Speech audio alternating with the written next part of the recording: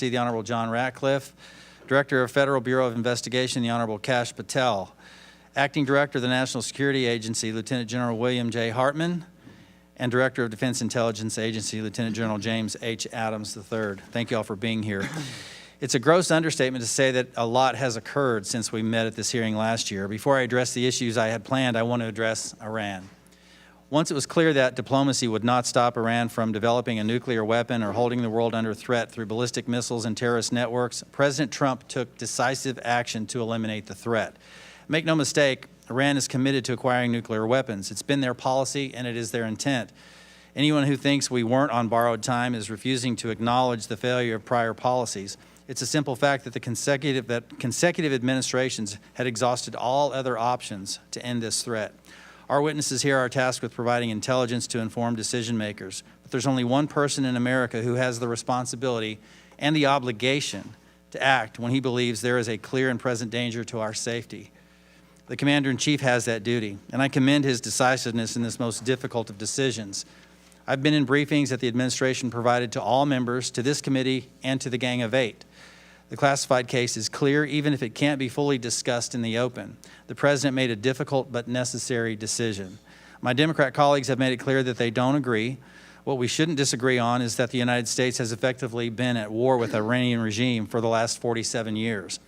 Death to America is not just a slogan on a T-shirt that you buy at Tehran International Airport or at the campus bookstore at Columbia University. It's their ethos and their policy. They are responsible for the deaths of countless Americans. I want to thank the many service members and intelligence officers involved in Operation Epic Fury for their selfless service. For those who have lost loved ones in this fight, please know that you are in our prayers, most sincerely. Your loved ones died in service to the United States of America. We honor them and you for their service. Freedom-loving people everywhere are thankful for their sacrifice. That said, there are a few other topics it's important for me to address. First, after 4 years of Biden's wide-open borders and anemic foreign policy, in just one short year, the Trump administration has secured our borders and reasserted America as a decisive leader that commands respect on the world stage. This administration has secured a stunning number of wins for the United States, including reasserting the importance of the Western Hemisphere and disrupting China's predatory Belt and Road activities in our neighborhood, negotiating a ceasefire in Gaza resulting in the freeing of the hostages held by the bloodthirsty Hamas terrorists, and working with our NATO partners to more than double their defense spending against pressing threats from CCP and Russia. I thank each of the witnesses here today for their parts in the reassertion of American leadership. Second, our role here is to both authorize your authorities and resources and oversee their implementation. One of those authorities is FISA 702, which expires in just over a month. The President is seeking an 18-month clean extension to provide more time to assess the implementation of the 56 reform measures included in the last reauthorization. I'm working with the ranking member, House leadership, and Judiciary Chairman Jordan to support that request.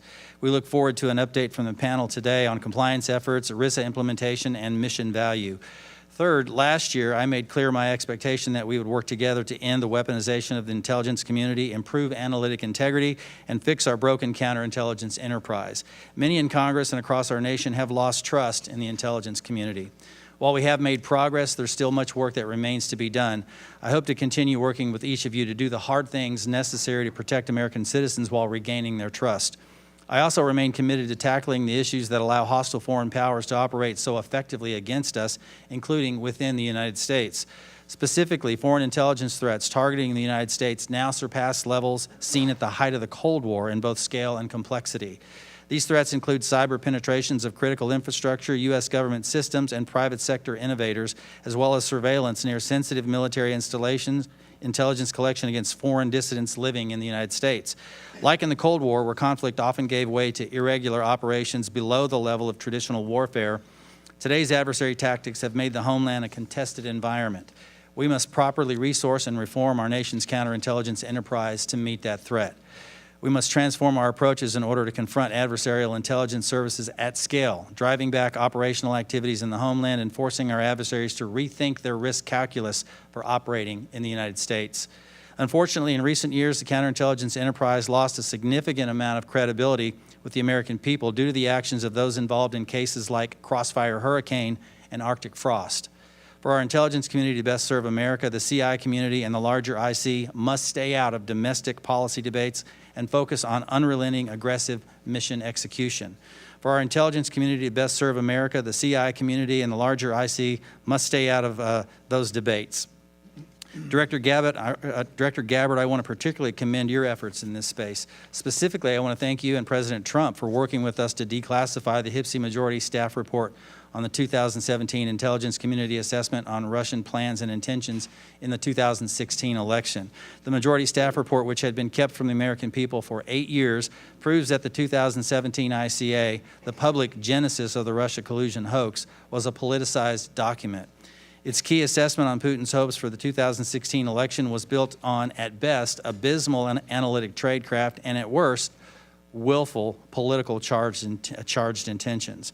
This was a necessary act of transparency to begin the process of rebuilding trust with the American people and the IC. But please know the challenges facing each one of you that are testifying here is not lost on this committee. Getting a large ship back on the right course is never easy. The task can certainly be challenged by unforeseen obstacles and obstructions. You know you are doing something right when all the weapons in the media's arsenal are pointed directly at you. Thank you all for pressing forward. We can walk and chew gum at the same time, and we must. We must have our IC as aggressive as ever in pursuing its mission while holding those accountable who participated in its misuse. I thank each of you for doing this and encourage you to all keep moving on both fronts. Finally, now I want to speak to our remarkable IC workforce. I'm immensely proud of the incredible work that you do, especially over the last year, to support critical military intelligence and law enforcement operations. From Operations Midnight Hammer, Absolute Resolve, Southern Spear, and Epic Fury, to the many other operations you've conducted in the shadows with no fanfare, Americans will never be able to fully appreciate all you do to protect this nation. I think I can speak for the entire committee when I say we extend our deepest gratitude. America truly has the best of the best in our ranks. It's for this primary reason I would like to address the House Intelligence Committee's ongoing investigation into the intelligence community's mishandling of anomalous health incidents, also known as Havana Syndrome, and the mistreatment of AHI survivors. I'm aware of the drastic increase in media reporting around this issue, and I'd like to first reiterate the committee's commitment to releasing additional unclassified information. Our team has worked diligently to conduct this investigation with the utmost integrity, and we cannot be driven by outside timelines. I commit to the workforce to release additional reports as appropriate. Put simply, it's my clear opinion that individuals in the intelligence community were involved in a cover-up, manipulating intelligence processes in a breach of Intelligence Community Directive 203 to provide a desired outcome rather than a forthright analysis to inform decision makers. Our investigation, the vast majority of which remains appropriately classified, continues to show that the intelligence community assessment was constructed upon flawed analytic tradecraft. This includes the use of study results from the National Institutes of Health that were manufactured through highly unethical means and in collaboration with individuals working for the CIA. ICAs carry a great deal of weight. While typically classified, the impact is increased exponentially when declassified and released as part of public messaging effort, as was done with the AHI ICA. As I have repeatedly stated since December of 2024, the AHI ICA and its follow-on updates caused real, serious harm to some of our nation's bravest. Last month, I called for its immediate recall, and I reiterate my position today. According to recent media reporting, Director Gabbard, your office has said your review of the ICA will be, quote, comprehensive and complete, end quote, and that you remain committed to sharing findings from your review with the American people. Thank you for that. And separately, Director Ratcliffe, your team is also quoted in recent media reporting saying that you support the OD&I review and look forward to the report. Thank you so much for that, Director. I thank both of you for your commitment to this review's completion and publishing. This issue is complex, and the underlying facts are not as simple as often portrayed in the public. No fully informed analysis will make everyone happy. That said, today I call for this review to be provided to the committee and strongly urge you to release the public whatever portion of this review can be made unclassified. This is vital to rebuilding trust moving forward. I want to thank our witnesses again for being here today, and with that I want to recognize the distinguished ranking member, Mr. Himes, for his opening statement. Thank you, Mr. Chairman, and a big welcome to all of our witnesses. I hope that whatever else is said today, that you will convey to your workforces our deep admiration and appreciation for their diligence, their commitment, and their sacrifice. Sometimes this moment feels a little bit like that old Billy Joel song, "We Didn't Start the Fire." North Korea, Red China, war in Ukraine, Greenland, Cuba, terrorism, burning drug boats, and of course, the massive fire that we did start, our latest Middle Eastern war. Where to begin? Our national elections are about 7 months away, and plenty of Americans are worried that President Trump may indeed, as he said, take control. Meanwhile, we are not receiving the traditional indications or warnings of foreign intelligence efforts to interfere in those elections. There have been several terrorist attacks in recent weeks, and meanwhile, the FBI, our premier counterterrorism agency, has pivoted hard to immigration enforcement. But I can't begin today with anything other than that fire that we did start, Iran. The Constitution, to which every single one of us swears an oath, reserves decisions of war to the representatives of the people. And that's not ink on parchment. There are good reasons for that. First, let's start with why.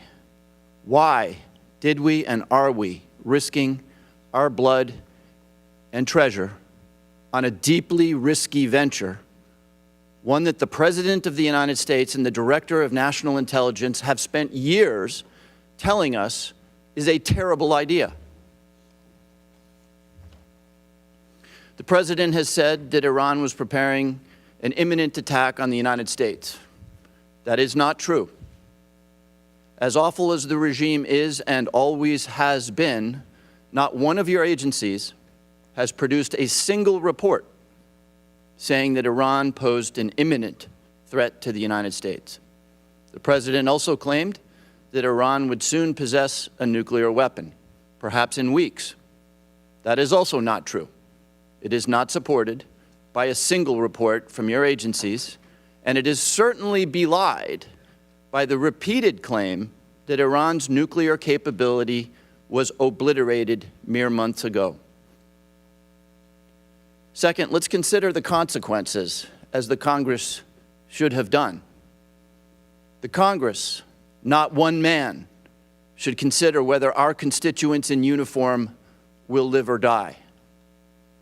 The Congress, not one man, should decide if Americans will spend an additional $30 a week to fill their gas tanks. The Congress, not one man, should consider if it is wise to allow the Russians to sell their oil to India so that they have millions of dollars with which to kill the Ukrainians that we are now begging for help to defend ourselves against Iranian drones. Finally, had the administration chosen to abide by the Constitution, Congress might have considered the answer to General Petraeus's all-important question.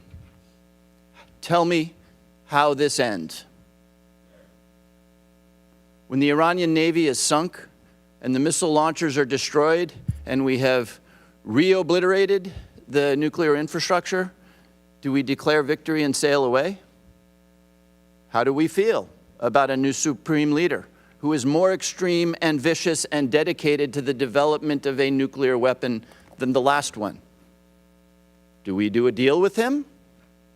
How do we get him to open the Strait of Hormuz? Do we bomb more? And if we sail away and declare victory, are we back there 9 months from now to resink a rebuilt Navy and rebomb rebuilt missile launchers? Is this going to be an every 9-month thing, or is it going to be annual?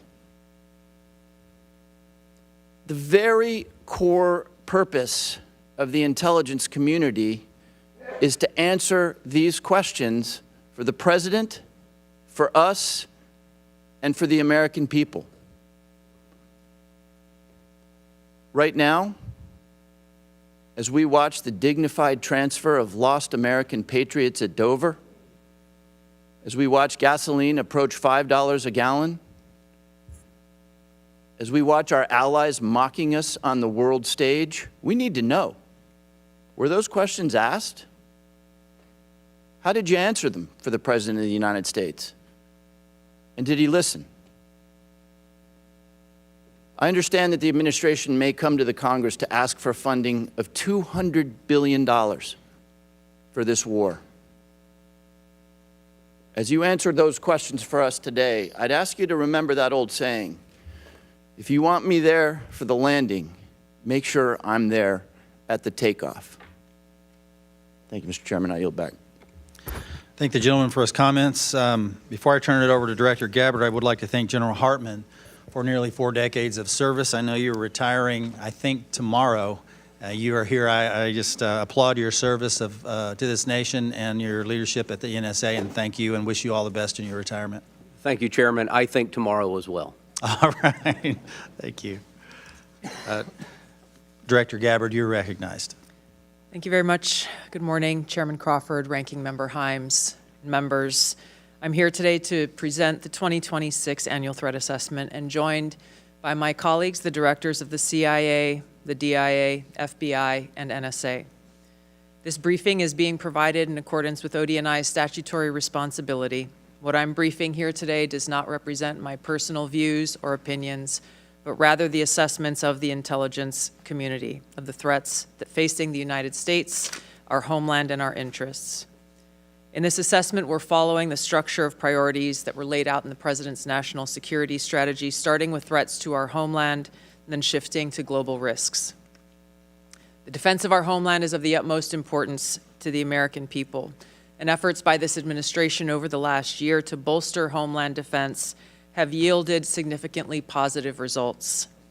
For example, the strict enforcement of U.S. policies at the U.S.-Mexico border and regionally have served as a deterrent and drastically reduced illegal immigration. Based on Customs and Border Patrol data, January 2026's monthly encounters are down 83.8% compared to January of 2025. The drivers of migration are likely to continue. Potential worsening instability in countries like Cuba and Haiti risk triggering migration surges. Smugglers who often operate as transnational criminal organizations view chaos as an opportunity for profit and will likely continue to profit from these illegal immigration flows. These TCOs continue to pose a daily and direct threat to the health and safety of millions of U.S. citizens, primarily by producing and trafficking in illegal drugs. Under President Trump's leadership, fentanyl overdose deaths have seen a 30% decrease from September of 2024 to September of 2025.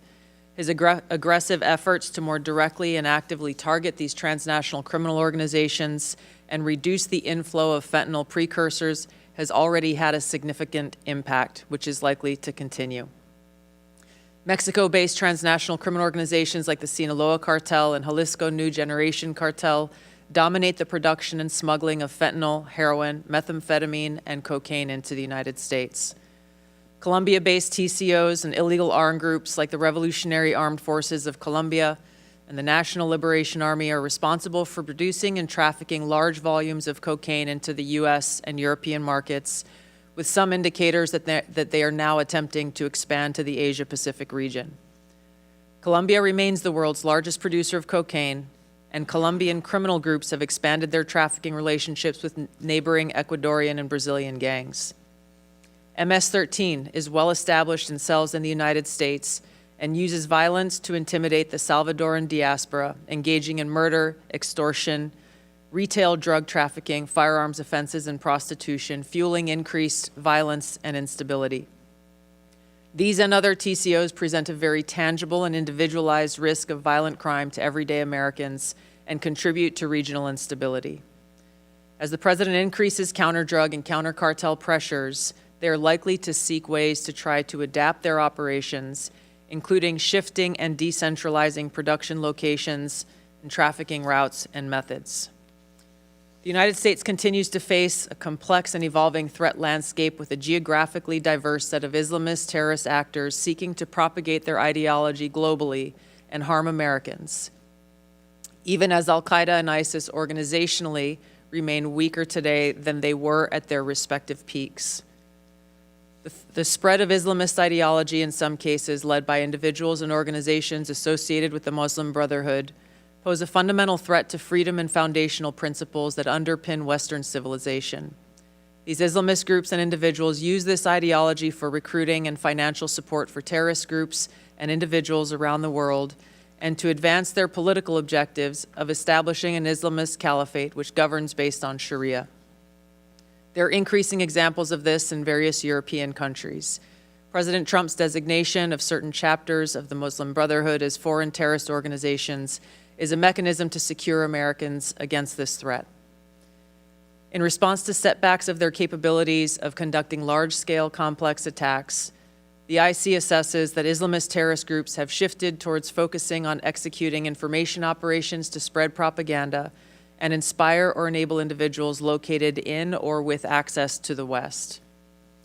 U.S. counterterrorism operations are ongoing, primarily in Iraq, Somalia, Yemen, and Syria, and have removed key terrorist leaders and operatives, degrading the ability of al-Qaeda and ISIS to quickly reconstitute its leadership and launch large-scale attacks against the homeland.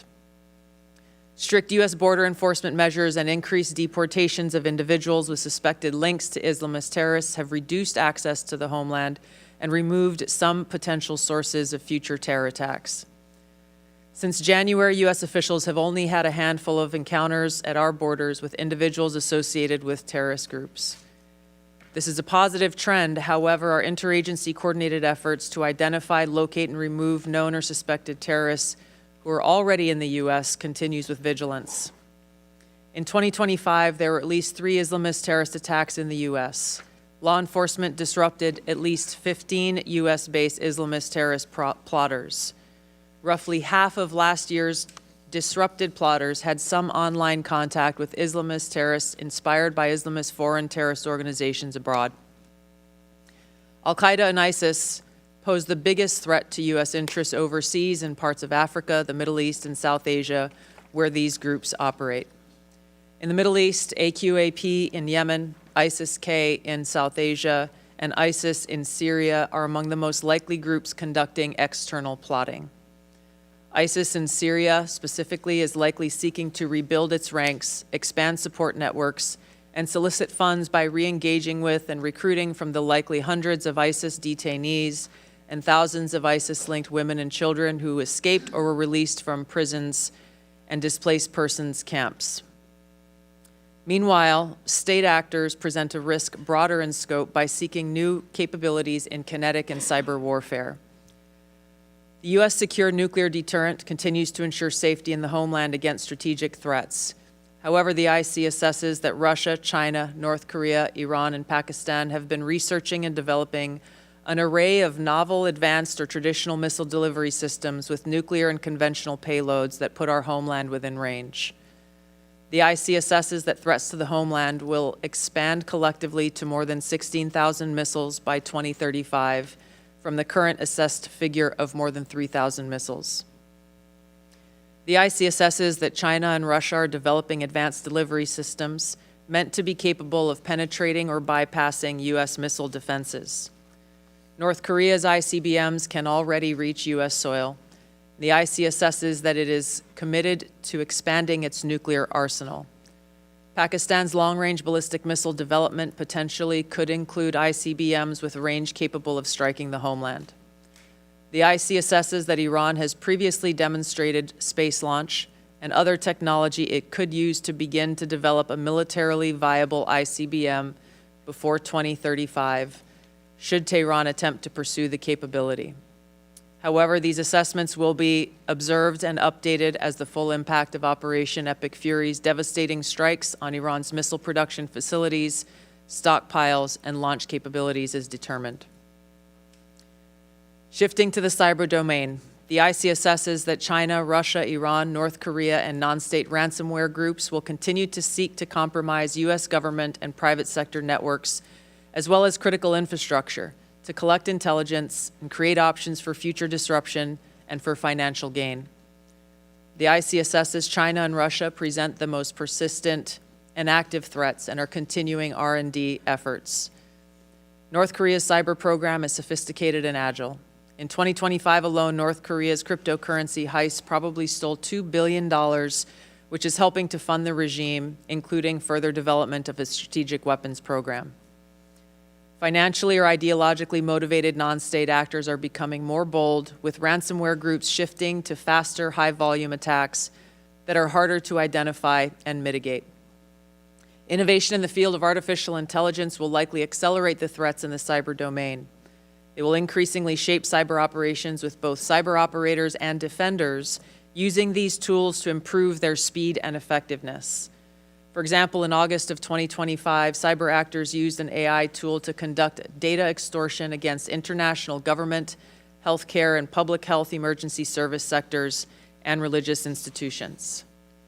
Shifting to the Arctic, the IC assesses that Russia, and to a lesser extent China, aim to strengthen their presence in the region through increased maritime trade, natural resource extraction, and military activity. Russia, which has the longest coastline in the Arctic, has long sought recognition of its quote-unquote polar great power status and is deploying more military forces and building new permanent infrastructure. China, though not an Arctic country, is engaged in more limited efforts in the region to advance its strategic and economic interests. On the technology front, artificial intelligence capabilities are rapidly advancing and changing the threat landscape.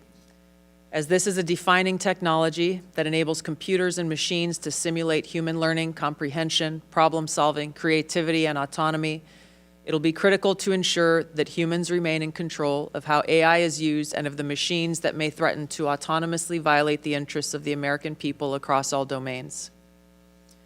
The IC assesses that China is the most capable competitor in this field and aims to displace the U.S. as the global AI leader by 2030. AI adoption at scale across the spectrum of usage poses serious risks.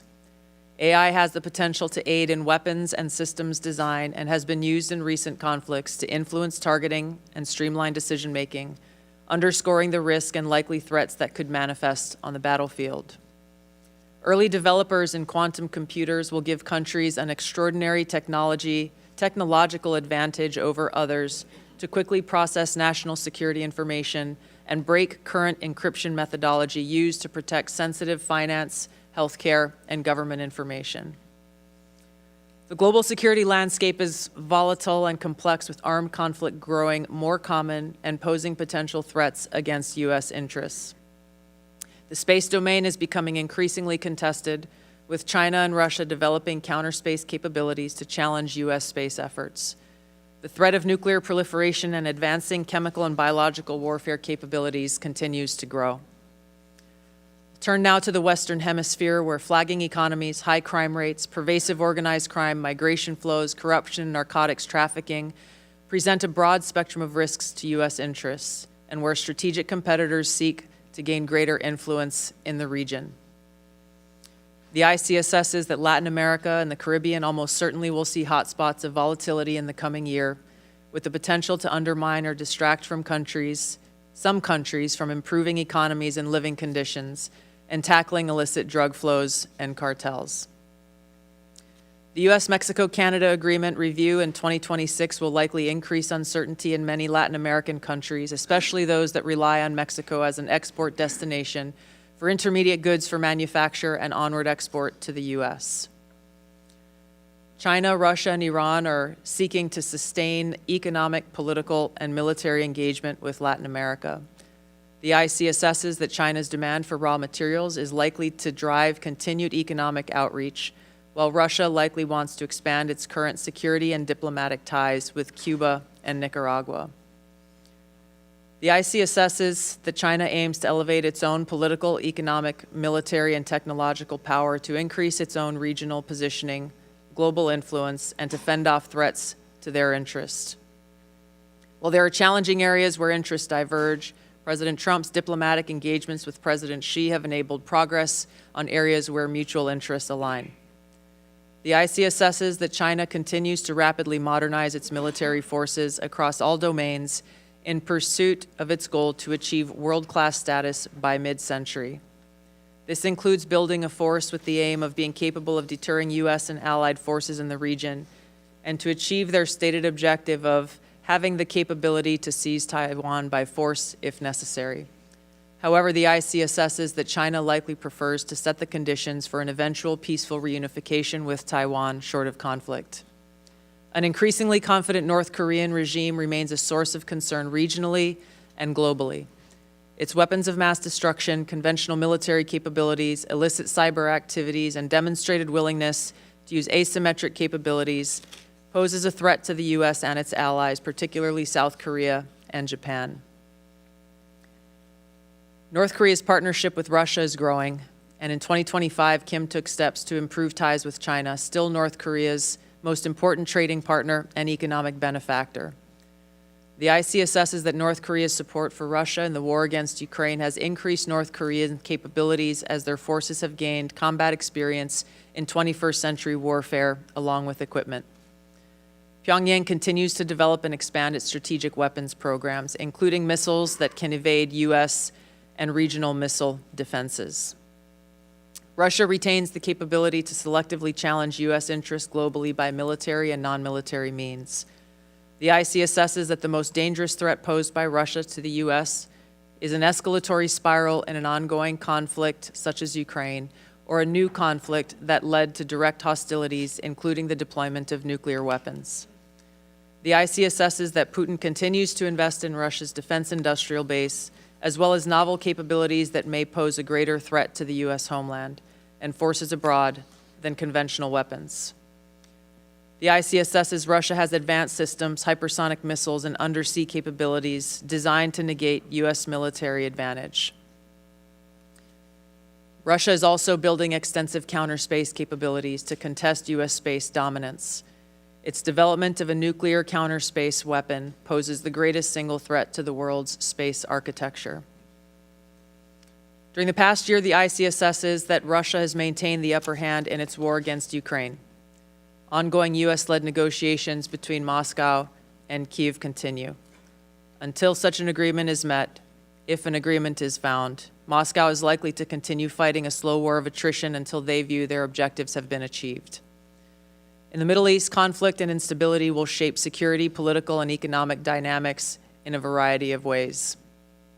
The IC assesses that Operation Epic Fury is advancing fundamental change in the region that began with Hamas's attack on Israel on October 7, 2023, continued with the 12-day war last year, resulting in weakening Iran and its proxies. The IC assesses that the regime in Iran appears to be intact, but largely degraded due to attacks by Israel and the U.S. on its leadership and military capabilities. Its conventional military power projection capabilities have largely been destroyed, leaving limited options. Iran's strategic position has been significantly degraded.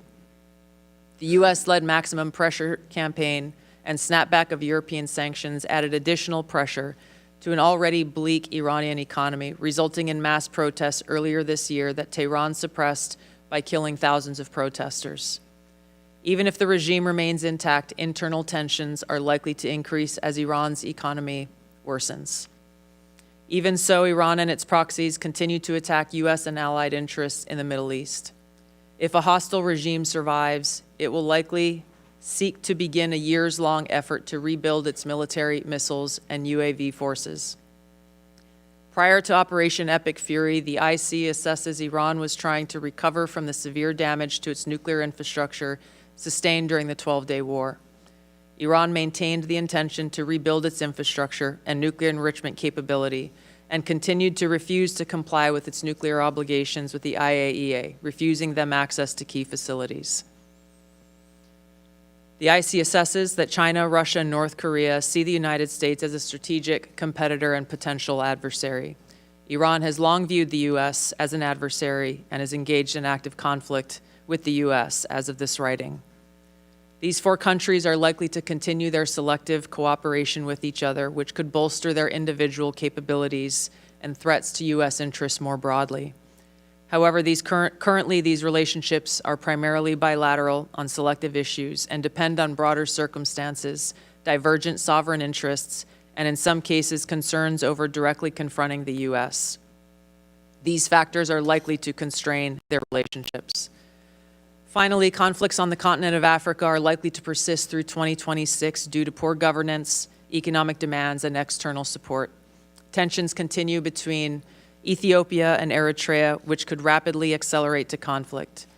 Contentious national and federal elections in Somalia could distract the federal government away from counterterrorism actions against al-Shabaab, which continues to conduct terror attacks while providing funding and propaganda support to other elements of al-Qaeda in Yemen. The civil war in Sudan continues even as external negotiations occur, and ISIS in West Africa and the Sahel have increased the intensity of their attacks against local security forces, expanding their areas of operation and moving closer to cities with a U.S. presence. African governments will use their wealth and critical minerals to seek partnerships that deliver them meaningful benefit. Concurrent conflicts and crises across the continent will continue to put U.S. citizens at risk and cause further instability. In closing, as leaders of the intelligence community, we remain committed to providing the President and policymakers with timely, unbiased, relevant intelligence to ensure the safety, security, and freedom of the American people. Thank you. Thank you for your comments, Director Gabbard. We appreciate that. We'll now move to member questions, 5-minute increments. With that, I recognize myself for 5 minutes. Director Patel, our state and local officials are on the front lines of increasingly dangerous, unrestricted warfare activities being undertaken by Chinese nationals, such as marijuana grow operations protected by armed militants, secret police stations engaged in transnational repression, Chinese-operated sim farm sites, crypto mining facilities, and land purchases near strategic locations. The CCP is exploiting legal gray areas and the lack of awareness at the state and local level to establish strategic footholds. 2 states, in fact, New Hampshire and Florida, are now advancing legislation to establish offices of counterintelligence, which would bolster states' ability to confront foreign adversaries without relying on the federal government. Do you support that? What can be done to better support the states and local officials? Absolutely. Thank you, Mr. Chairman. So we have infused funding into our entire program taking on the CCP. And while we are well versed in the fact that we have our capabilities with folks like CFIUS when it comes to the purchases of land around military bases, that only extends 1 mile under the current law. So the FBI had to get creative. So what we did was directly engage with our state and local partners. And I'll give you 2 examples. A 400-acre farm in the state of Texas was owned by a CCP official, but because he was outside the reach of the CFIUS law, the FBI executed a unlawful possession of firearms, a criminal complaint, and received it. We seized the land in its entirety, and that CCP national is back in mainland China, and we are working to get him back here. In another example, off the coast of Louisiana, we worked with Governor Landry's team on drilling sites off the coast of Louisiana because, again, they were outside the whole of CFIUS in the 1 mile radius. And with the intelligence we were able to provide our state and local authorities, they shut down that CCP drilling center, which we believed was actually used to provide and steal data and intelligence from American lives. So that's just a little bit of an example. On the marijuana grow houses, we have 6 active ongoing investigations in 6 multiple jurisdictions for specifically taking down CCP-affiliated grow houses from Maine to Georgia and across the country. So it sounds like, from your characterization of CFIUS, it's inadequate at this point. Maybe we could do something legislatively here in this body to provide some broader authority to address that challenge? I would love that. Okay, great, excellent, thank you. Director Ratcliffe, in January 2021, in your role at D&I as the director, you sent this committee a letter outlining your concerns about an intelligence community assessment in which, among other things, analysts tailored their analysis towards a preferred policy outcome. CIA management pressured analysts to withdraw their support from an alternative viewpoint, and the full body of intelligence reporting wasn't considered. Now, in your role as CIA director, you have retracted several reports for political bias and not meeting IC analytic standards, which that's good progress. Retracting faulty reporting is a critical step, but I remain concerned about that it maybe doesn't get to the root of the problem. How many analysts were involved in the products you recently retracted? I don't know the specific number, Chairman. What remediation actions have taken place as a result? Well, I've made the focus of, as you pointed out, both as DNI and now as CIA director, focused on the importance of analytic objectivity. As you pointed out, when I was the DNI, when I saw conduct from Russia and China, the exact same conduct result in different assessments, that's not a good reflection on the analytic judgments. What you referenced in my role as CIA director, withdrawing reports that we went back and looked that didn't reflect the analytic standards that we would expect, I retracted those judgments because they show bias and influence for political reasons or otherwise. So that has continued to be a focus and will be. I think that message has been received within our analytic community within the CIA and really across the CIA, because this administration has put a focus on taking politics out of our analytic judgments. Excellent. Thank you, Director. Appreciate that. I want to, as I made clear in my opening statement, I'm trying to get this done in the little time that I have remaining. The intelligence community assessment on AHI is deeply flawed, and I've called for its recall immediately to start for a fresh start, similar to my question in last year's session. But I'd like to get a yes or no answer from each of you on whether you agree this ICA should be retracted. Director Gabbard, Yes. Director Ratcliffe, Say it again. The question for- AHI, ICA. Yeah, so for the ICA, I understand that Director Gabbard is reviewing that, and I've deferred all AHI investigations to her review. So if in her judgment that is something that should be retracted, then I would agree with that. Then yes. Okay, Director Patel. Yes. Thank you. General Hartman Yes. and General Adams. Yes, sir. Thank you. I appreciate that. Thank you all for your responses. I'm going to recognize the ranking member for 5 minutes. Thank you, Chairman. Director Gabbard, as was well covered yesterday in January, you were present at the execution of an FBI warrant at the Fulton County, Georgia election office at the direction of the president and to all appearances in connection with the president's false claims about the 2020 election. The unsealed affidavit submitted by the FBI made zero reference to foreign powers or outside interference. I don't want to relitigate the reasons why you were there, but I do want to know whether, as a result of your visit, there is credible intelligence in your possession pointing to foreign interference in Georgia in the 2020 election. Thank you for the question, Ranking Member. As you know, over each of the previous elections, there is an ongoing effort by different foreign entities. Ma'am, it's a to very try to specific question. interfere in our Is there elections. intelligence in your possession relative to foreign interference in the 2020 elections? Very simple, straightforward question. We are continuing to look at previous attempts to interfere in our elections and any ongoing threats that may exist for the upcoming elections. Okay, but can I assume that the answer to my question is no, that you have no specific intelligence related to foreign meddling in the Georgia election? We are continuing to look into this matter. Okay. Director, the ODNI has confirmed on the record that your office took custody of voting machines from Puerto Rico last May. I'm not aware of any previous DNI taking similar actions. Did your office promptly notify the committee about taking custody of Puerto Rico's voting machines?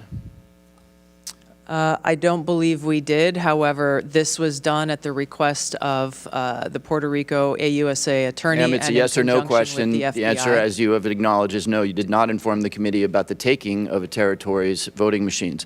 Is there a specific foreign threat? And I've read the reporting that you were looking for possible foreign threats, but is there a specific foreign threat that drove you to take this action? There were questions about whether or not there were vulnerabilities that a threat could have taken advantage of, and that was the purpose for their requesting us to look into those vulnerabilities. Where are those voting machines now? I believe they are held in a secure facility at ODNI. Have you or other ODNI officials taken any other state or territory's voting equipment into custody? Not to my knowledge. I want to turn in the subject of elections to a paradoxical thing. You will all be aware that the U.S. government is apparently going to grind to a halt. The president is going to sign no more bills. The Senate will spend 2 weeks apparently debating the SAVE Act. The SAVE Act, of course, would make illegal foreigners voting in U.S. elections, which is already illegal. So we are to do no more business because of apparently the existential threat to our democracy associated with foreigners voting in our elections. I am therefore puzzled by the fact that neither the unclassified nor the classified threat assessment makes any reference to risk or danger associated with foreigners voting in our elections. Director Patel, how many non-citizens have been convicted of voting in U.S. elections in the last 10 years? The conviction stats are with the Department of Justice. I defer to them on that. You are the director of the FBI. Give me a guess. How many convictions in the last 1 year, 5 year, or 10 years? Ballpark. I don't have that with me, sir. Again, it's with the department. You don't have that. Okay. Director Patel, how many active investigations does the FBI have into foreign individuals voting in U.S. elections? We have a number of investigations, generally speaking, ongoing about individuals across the country. Yeah, I'm asking for that number. I don't have that number with me, but I have a number of them. You have a number of investigations. Okay, is that number 10,000? Is it closer to 10,000 or closer to 10? It's probably somewhere in between. Okay, will you please provide the committee with that number? Yes, sir. Okay. Director Patel, would it, since you don't have the numbers, would it surprise you to know that the Heritage Foundation, which is not exactly the Columbia University Faculty Lounge, found only 77 instances of non-citizen voting in the 24 years between 1999 and 2023, each of which faced investigation by the appropriate authorities. So Heritage has a number of 77 examples in 24 years. Does that number surprise you? No, because it's low. I don't understand your answer. You asked me if I was Are you surprised by that disputing, number. are you I'm not. disputing that the number is in the range of 77 examples of non-U.S. citizens voting in U.S. elections in a 24-year period? I just said that number's low. You think that number is low? Okay. So why, if this is a meaningful issue, do we have no, and I guess I direct this to Director Gabbard, why is there no mention of this thing that will grind the American government to a halt for a 2-week period in the worldwide threats analysis? This annual threat assessment was shaped around the national security strategy's prioritization of threats to our nation and our nation's interests. There are multiple platforms and venues where there have been and there will be reporting on threats to our, foreign threats to our elections. Yield back. Gentleman yields. Vice Chairman Kelly. I'd first just like to say, Director Gabbard, you being in Georgia was a part of your duties as DNI to make sure that our elections remain safe, secure, and free from every type of influence. That was why you were there. Is that correct? Yes. Okay. I would argue, I want to talk about some of the points about the strikes on Iran, the current attacks, Epic Fury. And I would state that not only are there imminent threats from Iran, but there are actual threats. And I've been on the receiving end of those threats. I was in Iraq in 2005, where Iranian-based and manned and equipped units attacked American soldiers, including me, multiple times. I will also tell you I went back in 9 and 10, where EFPs developed by the Iranians struck my soldiers and our equipment. I would tell you the Houthis have continued to strike Saudi Arabia. I will tell you Hamas and Hezbollah has continued to strike throughout the Middle East. And although we're not in an armed services hearing, we had that yesterday. But I will tell you, because we took out their ballistic missiles and their ability to defend from the air, that Europe is no longer under threat from Iran, who showed they will strike everyone that they can by striking all of their Arab neighbors in Azerbaijan and Turkey and everywhere else. With that being said, Director Ratcliffe, I think the CIA has had a great year in providing intelligence, whether that's in Venezuela, the initial Midnight Hammer strikes, or also the current strikes in Iran. Can you tell us kind of some of the things the CIA has done over the past year that you're proud of? Congressman, good to see you again. Thank you for the question. Good to see all of you and be back in the House. I guess I'll start by saying I think you all know there was bipartisan concern when I took over the CIA that our human collection was in a downward spiral and had been for some period of time. And you all wanted a more aggressive CIA, one that was focused on core mission, one that was collecting the kind of intelligence and stealing secrets that would provide a decisive strategic advantage that can contribute to national security and foreign policy successes.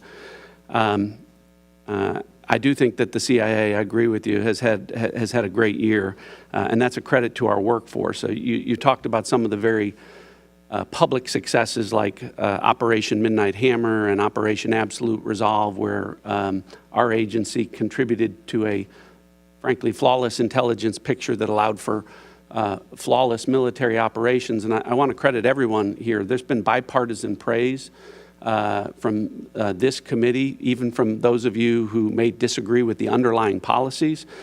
But I think those successes are really emblematic of success that the agencies had across the board on all national security matters in all national security spaces. And it's not just an opinion, it's reflected in our statistics. So when we talk about stealing secrets, you need assets and sources on the ground around the world. We're up 25% in that regard just in the past year.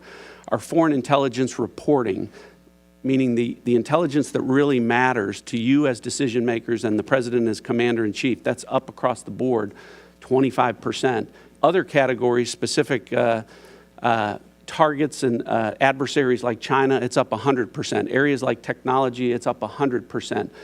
Issues like counter-narcotics, our operations are up by 70%. With regard to counterterrorism, those are classified numbers that we'll get into in the classified portion, but those are triple digits. We've accomplished more on the counterterrorism front in the past year than in the prior 4 years combined.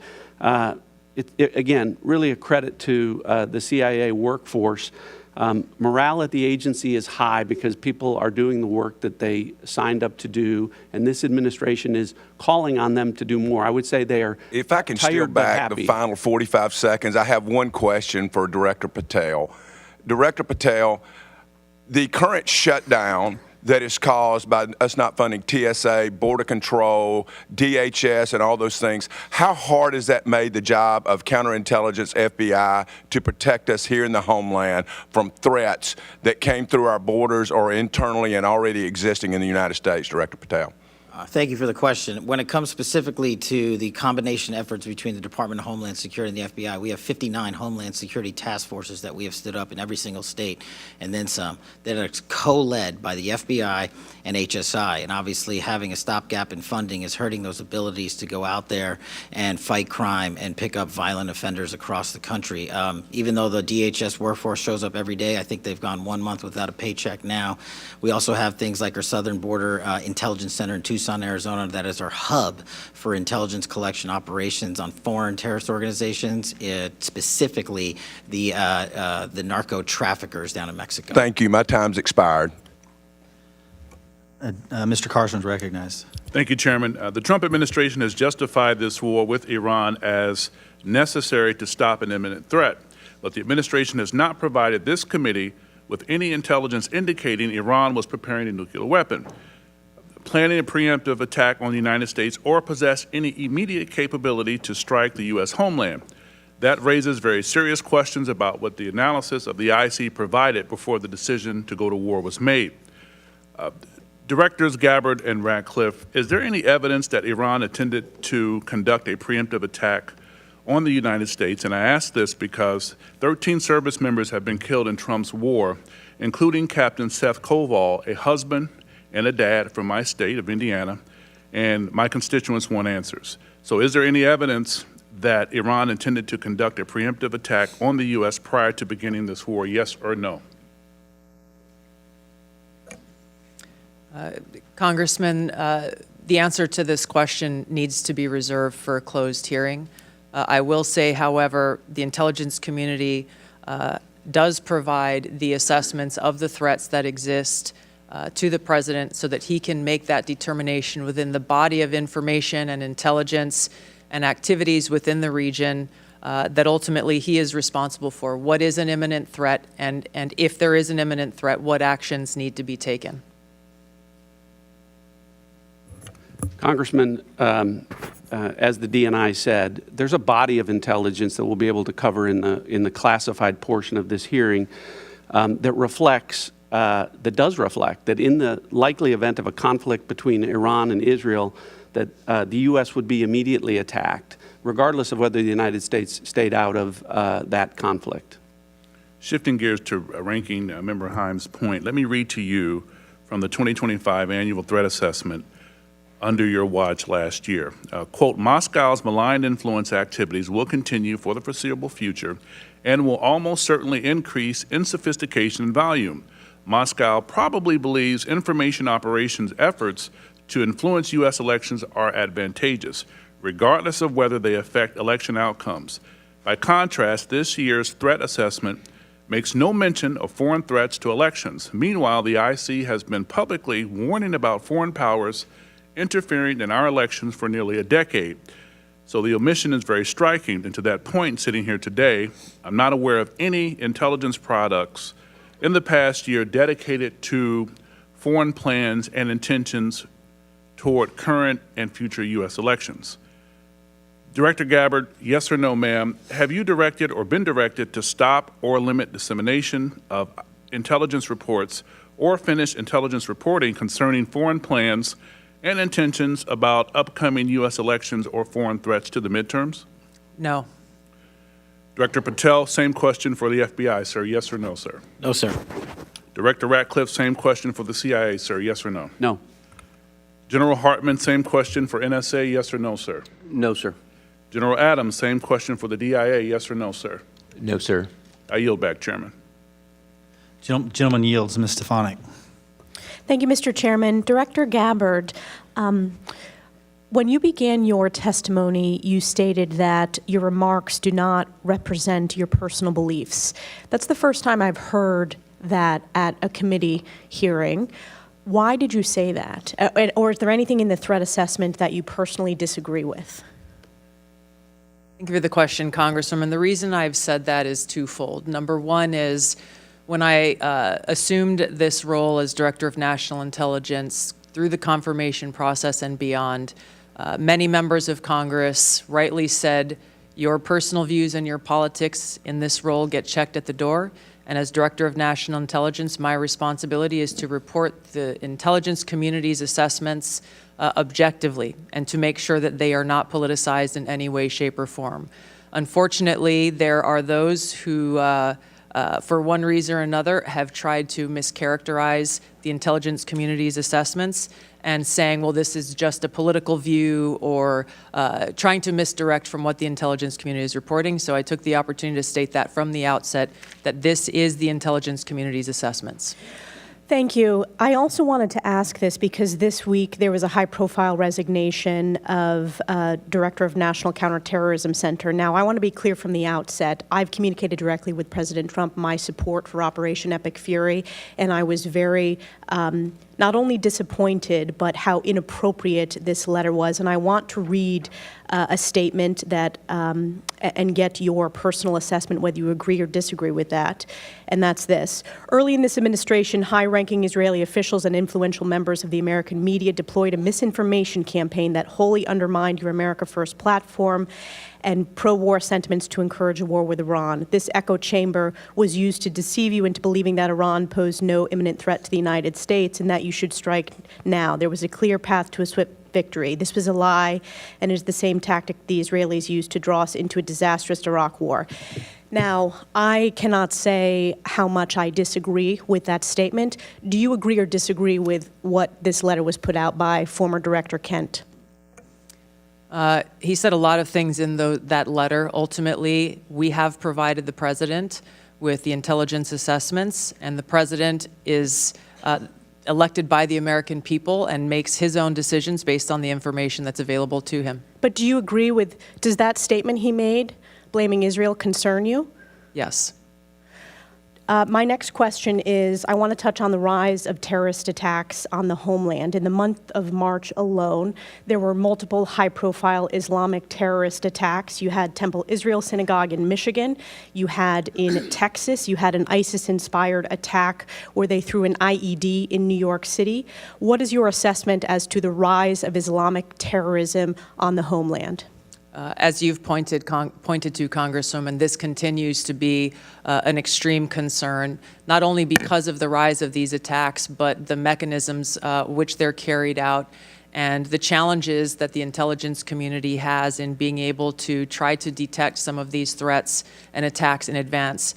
I'd like to defer to the FBI director on some of this because they have been very successful in many cases over the last year in detecting them and preventing these attacks. But due to the nature of the challenge in many of these attackers not having contact with known foreign terrorist entities or individuals makes this a much more challenging threat to deal with. And I want to turn to Director Patel. I think that's a good, important segue to get your assessment. And I also want to add another aspect of the question. We're working on a 9/11 Commission review, 25-year review. What other tools do you need to make sure that we are able to have the most robust, effective CT efforts? Yeah, thank you, Congresswoman. Just real quick, so last year we had 2,300 arrests related to foreign terrorist organizations. We had 700 counterterrorism arrests, and the FBI had 640 counterterrorism disruptions where we stopped attacks on the homeland. Specifically in December, we stopped 4 in an 18-day span. What I need is specifically highlighted in the Norfolk attack. In Norfolk, an individual who was convicted of terrorism and sentenced based upon that conviction should have still been in prison. The Department of Justice in the first Trump administration sought a sentence of 240 months. The judge in that case downward departed and gave a variance to nearly half that sentence. If that had not occurred, that individual would still be in prison and a member of our uniformed military service would still be alive. I want to work with the legislature to figure out how to increase the sentencing for convicted terrorists and also work on the denaturalization process for someone who should not be in this country who wants to attack and kill American citizens and American service members. Thank you. Yield back. Gentlewoman yields. Mr. Castro. Thank you. Thank you, Chairman, and thank you all for your testimony today. I want to start with a question about Iran and discuss first how the war began. Secretary Rubio told us that Israel was going to strike Iran regardless, and that doing so would have triggered Iranian retaliation against U.S. forces already in the region. And Director Ratcliffe, you seemed to affirm that in comments just a few moments ago. So rather than tell Israel to stand down, the president joined the war. The Congress and the American people still don't know what the president's actual goals are. And yet, we have lost 13 U.S. service members. But here's what we do know. The president has said that he wants a deal. He said Iran wants to make a deal and that he's not ready because, quote, the terms aren't good enough yet. Yet, they just killed Ali Larijani, the de facto leader of Iran, who, while not a friend of the United States, would have been the person to negotiate any agreement with. The president explicitly said that the United States did not strike Iran's energy infrastructure because, in his words, having to rebuild it, quote, would take years. Yet this morning, Israel struck the South Pars gas field, the world's largest natural gas reserve, triggering Iranian attacks on Qatari gas facilities. Oil prices are up 15% in the last 24 hours. In San Antonio, my hometown, where I represent, the cost of gas has gone up nearly 40% in 3 weeks. Last night, the president said that the United States knew nothing about the attack and called on Israel to stop similar attacks on energy. Israel denies this and says that the attack was cleared by the United States. So my question is, what does the intelligence community assess Israel's goals in this war to be? And are those goals aligned with the goals of the United States?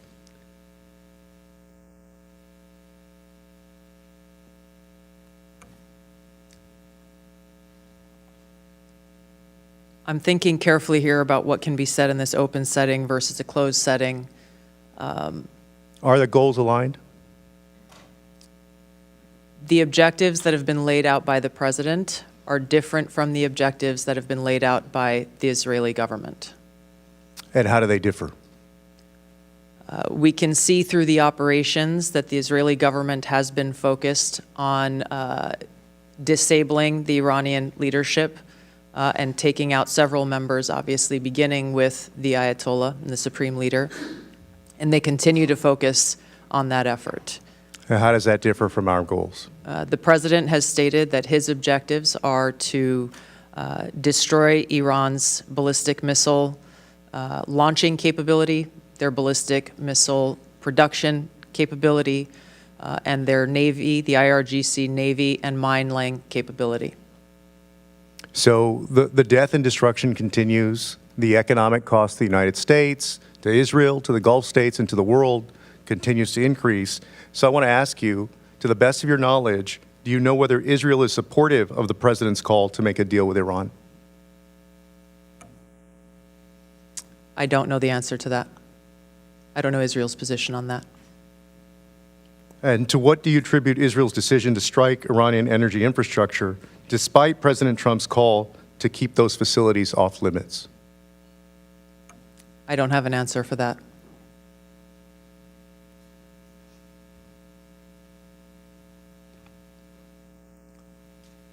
So they ignored the president.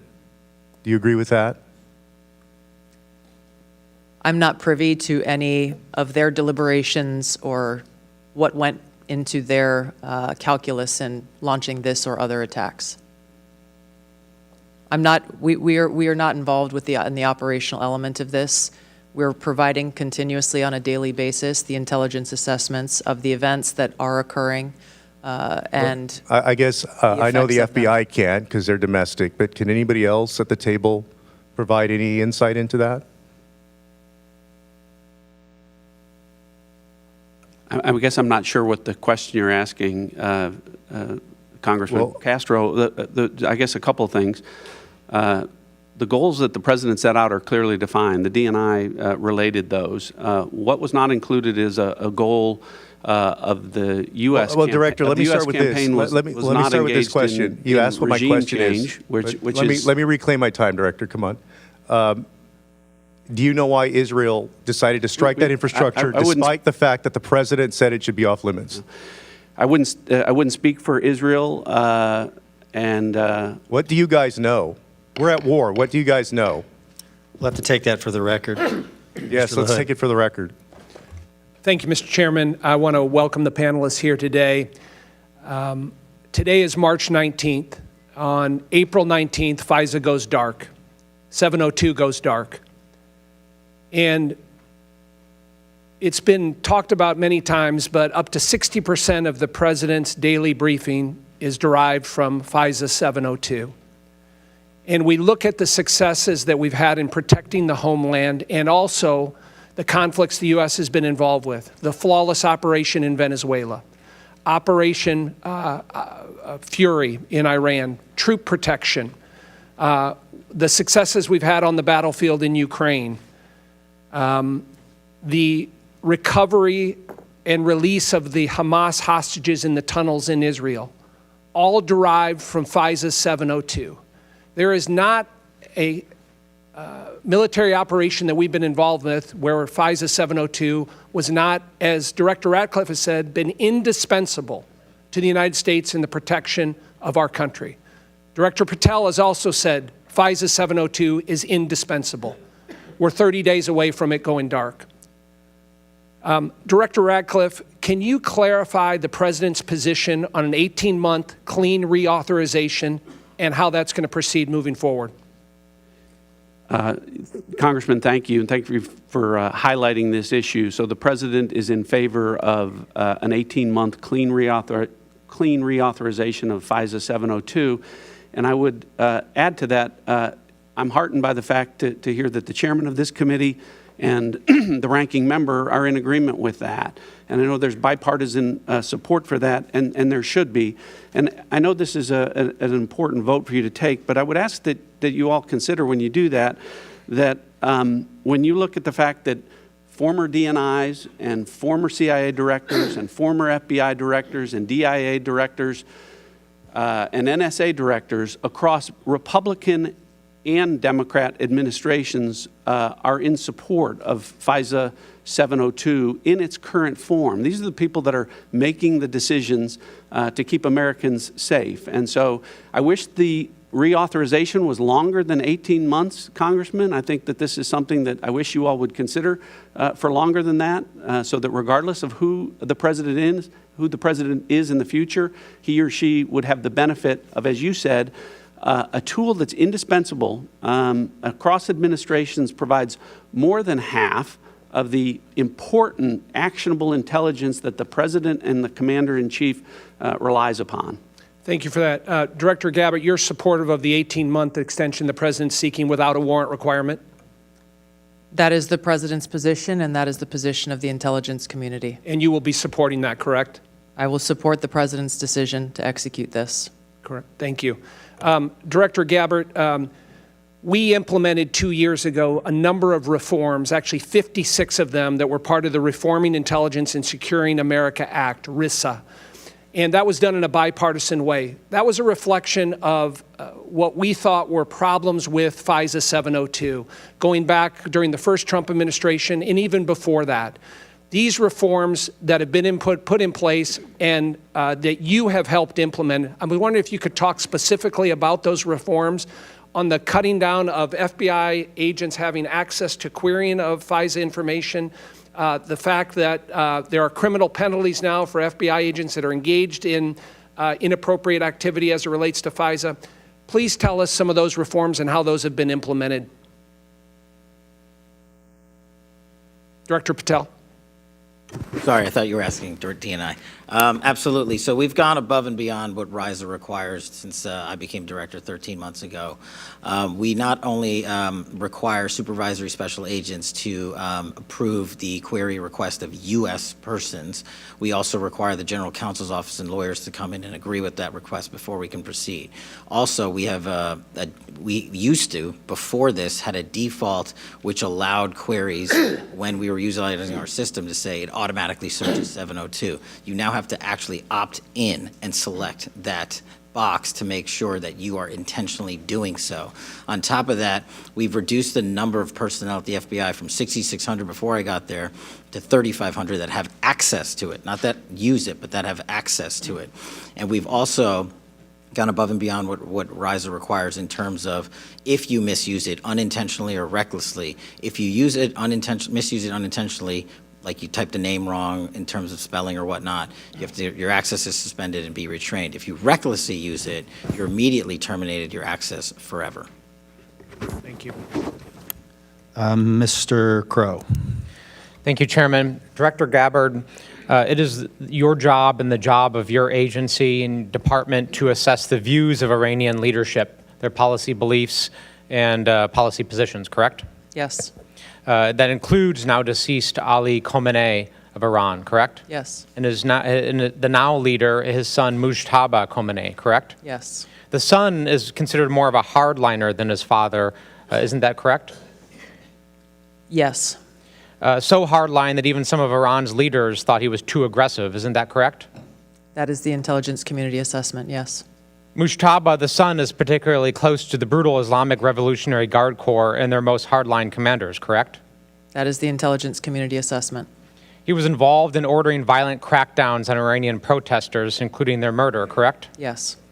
And we don't know if the son will continue his father's religious ban on developing nuclear weapons. Is that correct? It is unknown at this time. You testified before this committee last year that the elder, now deceased Khamenei, had in 2003 banned the nuclear weapons program, or suspended it, correct? There was a fatwa in place that stated that. And that fatwa remained in place last year when you testified before this committee, correct? Yes. And that fatwa remained in place recently, correct? As far as I know, it has not been lifted. Yeah, you're aware of no information that would lift that fatwa? I'm not aware of any intelligence reporting that states that. To be clear on the Mojtaba, the son who has been named to replace him, it is unclear of his status or his involvement. He was injured very severely through one of the Israeli strikes, and so the decision-making is unclear about what's happening in the Iranian leadership. So it's unclear. So we're less certain of the positions of Iranian leadership and their intentions than we were 60 days ago, correct? That's an accurate assessment. One of your jobs is to create products assessing Iran and the threats it poses to the United States, correct? Yes. And that includes potential outcomes for military action, correct? It includes potential outcomes of a variety of scenarios. And the likelihood of those outcomes? Yes. Generally, when you make assessments about threats facing the United States, you will look at, in Iran, in any instance, the likely scenarios that have come out of military action, correct? The intelligence community takes all of those factors into account when they create these assessments. When you look at the threats posed by foreign countries, you also assess timelines to those threats, correct? What do you mean by timelines? Like a breakout time, for example, for nuclear weapons or the development of ballistic missiles. Yes, based on the information available at any given time. In the timeline also for potential terrorist attacks, correct? Broadly, yes, It assesses is all common matters practice available. for the that- IC that- to assess the timeline of all threats. Nuclear weapons development, ballistic, right? Yes, Ballistic weapons development, based on the information available, yes. terrorist attacks, Same applies. cyber attacks, timelines for all of those, correct? When there is information available that point to that, yes. In likelihood, as well as the timeline, correct? Based on the information available. Timing is important, is it not? It is an important factor that goes into the assessment. So it is your position sitting here today that you made no timeline determination as to threats that Iran had facing the United States, correct? It's a very broad statement, but where the information is available, the intelligence community factors that into their assessment products. Did you or the IC make any assessments as to the timing of potential threats facing the United States from Iran in the last 90 days? I'm sure there was timelines factored into the intelligence assessments that were delivered. Did any of them show imminence? The imminent nature of a threat is determined by the president based on a totality of the intelligence and information provided to him. Did any of them show that there were attacks anticipated within the next 90 days from Iran? It's too simplistic of a statement to say that because it depends on various scenarios occurring or not occurring.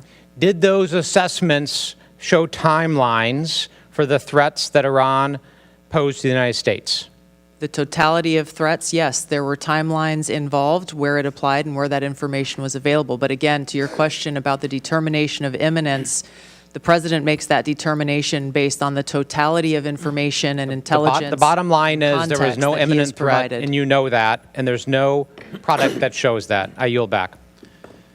Mr. Fitzpatrick. Thank you, Mr. Chairman. Thank you all for being here today. I want to expand on the questioning from my colleague, Mr. LaHood, regarding FISA 702. Obviously, it is the imminent issue right before us. Will expire in a month. Unequivocally, the most critical national security tool our nation has to keep us safe from fentanyl, from foreign wars, and everything in between. Mainly to Director Ratcliffe, but any of you can answer this. One of the most perplexing debates that I've been subject to in my time here is this debate over what warrants are and when they're needed. In the 250-year history of this country, and going back to the very origins of law enforcement, we have always had a warrant requirement, on the collection of evidence. We have never had a warrant requirement on the querying of already lawfully collected data, which is why we don't require police officers to get warrants when they run license plates, querying off of already lawfully collected DOT data. It's why we don't require police officers to get a warrant to enter the evidence locker in their police precincts, which contains already lawfully collected data. It would literally shut down the system. And that's not a warrant requirement, that's a secondary warrant requirement. That's a warrant requirement on steroids. So, Director Ratcliffe, or any of you, I know you've been subject to these questions as well. Is it just a confusion over the difference between the collection of evidence versus the querying of our already lawfully collected data? Is it a lack of understanding of what incidental collection is, which is a fundamental precept of law enforcement? But if we have a warrant requirement on steroids for now the querying of already lawfully collected data, just by the numbers, that would require an expansion of the federal judiciary by a factor of 100. It would literally shut down our law enforcement apparatus at perhaps the most dangerous time in our nation's history. So, Director Ratcliffe, or any of you, if you could just walk me through your analysis there. Well, I'll start, Congressman. Thanks for the question. Again, thanks for highlighting this important issue. And as has been pointed out, reforms should be implemented where they're necessary, and I think, speaking for myself, and I know Director Patel supported the reforms from 2 years ago to make improvements, and they did. And so some reforms should be considered. A warrant isn't one of them. And with respect to the reforms that have been implemented, we're talking about, when we talk about Fourth Amendment rights and privacy concerns, we're at a 99.9% compliance rate with respect to that. So I would start by saying, why are you trying to fix what's not broken with something that I can tell you from this seat, the fix would not work. And I go back to my comment before. DNIs, CIA directors, FBI directors, the people that have been in all of these chairs before on a bipartisan basis agree that a warrant won't work and don't advocate for it. Congressman, you're correct. This is lawfully collected information, and these things come at you very fast, and you have to make decisions very quickly, and sometimes in a matter of hours.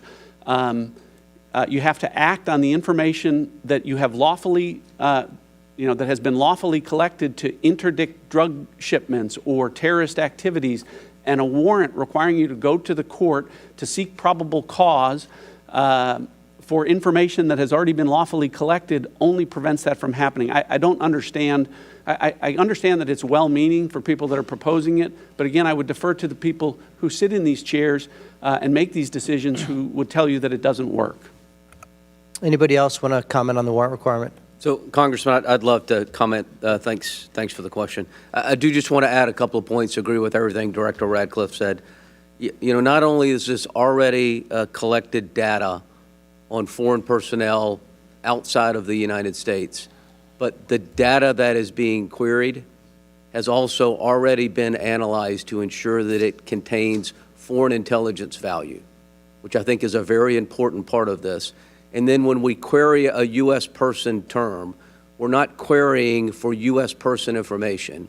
We're querying for foreign intelligence that has already been evaluated at least once to contain foreign intelligence in the database that's being accessed. And then the final piece that I think is important is that both the FISC and the Department of Justice have established robust legal and compliance rules that we adhere to and that is audited by DOJ for every query that we make. Thank you. I yield back. Dr. Barra.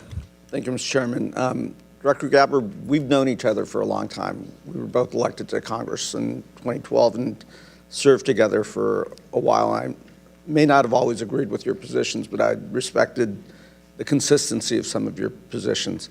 Director Gabbard, following the January 3rd, 2020 drone strike that killed Qasem Soleimani, you gave a speech on the House floor 6 days later, on January 9th, 2020. In this speech, that is firmly in the congressional record and available for anyone to view, you stated, quote, President Trump has committed an illegal and unconstitutional act of war, pushing our nation headlong into a war with Iran without any authorization from Congress. A war that would be so costly and devastating, it would make our wars in Iraq and Afghanistan look like a picnic. On February 28, 2026, the Trump administration, under which you are the president's principal intelligence advisor, launched an illegal and unconstitutional act of war, pushing our nation headlong into a war with Iran without any authorization from Congress. This war has already been costly and devastating. 13 American service members have lost their lives, including Chief Warrant Officer Robert Marsden from my home of Sacramento, California. Approximately 200 service members have been wounded. The Pentagon reported that the first 6 days of Operation Epic Fury cost $11.3 billion. That averages almost $2 billion per day. That was the first 6 days, and now we're in the 19th day of this war. That's ballooned into a regional conflict, putting the lives of Americans and our allies throughout the Middle East in danger. Director Gabbard, do you still believe that strikes against Iran that don't have congressional authorization constitute an illegal and unconstitutional act of war? Congressman, thank you for the question. The cost of war weighs very heavily upon me and my colleagues here, especially for those of us who have experienced and seen the cost of war firsthand. Okay. My own personal and political views, as I mentioned earlier, I was asked and required by Congress and by the President in this role as the Director of National Intelligence to check those views at the door to ensure that the intelligence assessments are not colored by my personal views. Director and that's Gabbard, exactly what I am responsible to deliver. Do you still believe that war with Iran would be so costly and devastating that it would make our wars in Iraq and Afghanistan look like a picnic? Once again, in this role, it is essential that I do not allow any of my personal views on any issues to color or bias the intelligence reporting that we deliver to you and to the President. Director Gabbard, in this hearing 1 year ago, I asked some questions, and I'll paraphrase my exact question. It's like, we should keep politics out of this, even if the President disagrees with a directive, if it goes against his personal wishes, if he's considering an order that potentially is unconstitutional or illegal or compromises our security, I want your word that you will always provide and give the honest advice to the President, even if it will make him angry. I asked you that question. I'm going to read your answer. And to your specific question, the answer is yes. I will inform the President of that accurate, timely, unbiased intelligence reporting, whether it is something that agrees with an assumption or a view or an objective or not. That's my responsibility to him and to the American people. Director Gabbard, there is no imminent threat of nuclear breakout. Did you deliver that assessment to the President? I have delivered the intelligence community's assessments to the President. There was no imminent nuclear threat to the United States. There was no evidence of imminence that Iran was going to attack American assets. That was different from anything they've done over 4 decades. That was going to attack our homeland. There was no imminent threat. Imminent is defined in the dictionary as something that is about to happen. Not something that's been happening for 4 decades, not something that is going to happen 3 months from now, not something that's going to happen a year from now. Imminent said this is about to happen. Did you deliver that assessment to the President? I delivered the intelligence community's objective analysis of the threats, the severity of those threats, and the scope, along with assessments of the different scenarios and contexts that exist within the Middle East. The President owes it to the American people to go on television, to explain to the American people, to the service members who have died in action serving our country, why we are at war with Iran. He needs to go on television and explain that directly to the American people, what the imminent threat was. Gentleman's time has expired. I would advise members that a vote has been called. It's a single vote, and if members want to shuttle back and forth so we can maintain the continuity of the hearing, we'll do that. So if you start to see it, just to our witnesses, you know how this works. They'll be moving in and out to go address that vote and then returning to their seat. But at this time, I recognize Mr. Scott. Thank you, Mr. Chairman. Mr. Chairman, for the record, I would like to submit an article from Politico dated February 24th, 2026, and the title of it is Head of State of the Union, Dems Demand Trump Make Iran Plans Public. I think most Americans understand that if the President of the United States makes those plans public, then the enemies get to see them as well. Without objection, so ordered. And that was the date of the State of the Union. Director Patel, I'm going to come to you very quickly, and then I'm going to move on. But I listened closely to Senator Langford's testimony yesterday about fraud and the other things that are going on. And I want to bring your attention, this was in March 25th of 2024. An unsuspecting Uber driver named Lalitha Tulanda Hall drove to a house near Columbus, Ohio to pick up a package. She had no idea that the 81-year-old man who lived there had just received a series of phone calls from scammers who had threatened to kill him if he did not give the woman coming to his house $12,000 in cash. He killed the lady, so she's dead. He now has a life sentence. Are you aware of any action or investigation that the Justice Department has taken to pursue justice, to bring the scammers and put them and make them pay for what they did? I think you're referring to, Congressman, scam centers and scam compounds that are wreaking havoc on our citizens. I'm referring to this individual case. This lady was murdered, and a man now has life in prison. I can't speak to that individual case. I can tell you what we're doing generally if you wish, but as you said. No, sir, I want to bring that case to your attention. I think that we need to pursue that. Someone is dead, and someone else has life in prison. And it was the scammers that did it. My heart goes out to both families, but the scammers are the ones that need to pay the price. They're the guilty party here. Director Gabbard, you made a lot of changes at ODNI, changes that I think were necessary, that I want to give you the chance to talk about. So what concrete steps in ODNI 2.0, they taking to address politicization, weaponization of intelligence, and unauthorized leaks? And how will these reforms help rebuild public trust in the intelligence community and help the United States of America? Thank you very much for the question, Congressman. I committed to all of you before taking this role that I would execute on that, to bring back ODNI's focus on its core mission, to cut away any detractions away from that, and to ensure that our intelligence community was providing objective, timely, and relevant intelligence to the President and to policymakers. I conducted a ground-based review of the mission, the capabilities, and measuring effectiveness of ODNI, which resulted in a reduction of force by roughly 40% and a narrowing of focus and reorganization that consolidated and coordinated the experts within the ODNI in order to be able to deliver those effects.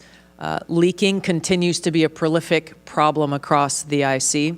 We have and continue to implement tools and capabilities within the Zero Trust framework to be able to get after those leakers and refer them to the Department of Justice for investigation and prosecution. We've seen,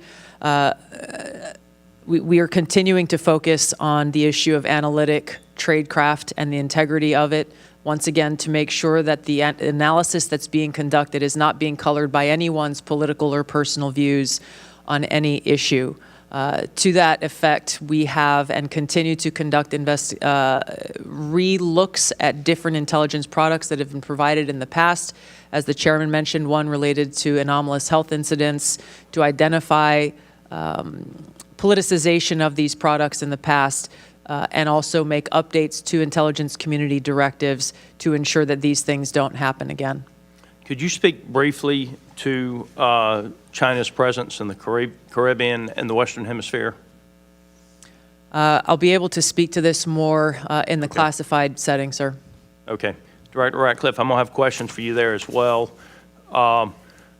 We have not heard much about Haiti lately in the news, but it's very close to the United States. My understanding is that 1 in 4 Haitians, about 2.5 million people, now live in an area controlled by an armed group. Can you speak to what is happening in Haiti? Yes, sir. This was something that we talked about within the annual threat assessment. Haiti, along with Cuba, continue to be areas of volatility. Haiti, as you mentioned specifically, is being controlled by a gang, and we've seen increasing threats on U.S. persons within Haiti. These two countries continue to create challenges where, with increased instability, may be one of those drivers of increased migration flows to the U.S. Thank you all for your service. Gentleman's time's expired. Now recognize Mr. Gottheimer. Thank you very much, Mr. Chairman. If I can start by talking about something I was disappointed in from the administration about comments made by members of the administration that Israel drew the United States into conflict with Iran, seeming to buy conspiracy theories that scapegoat Israel, while dismissing that Iran poses a persistent threat to America and our service members and diplomats in the region.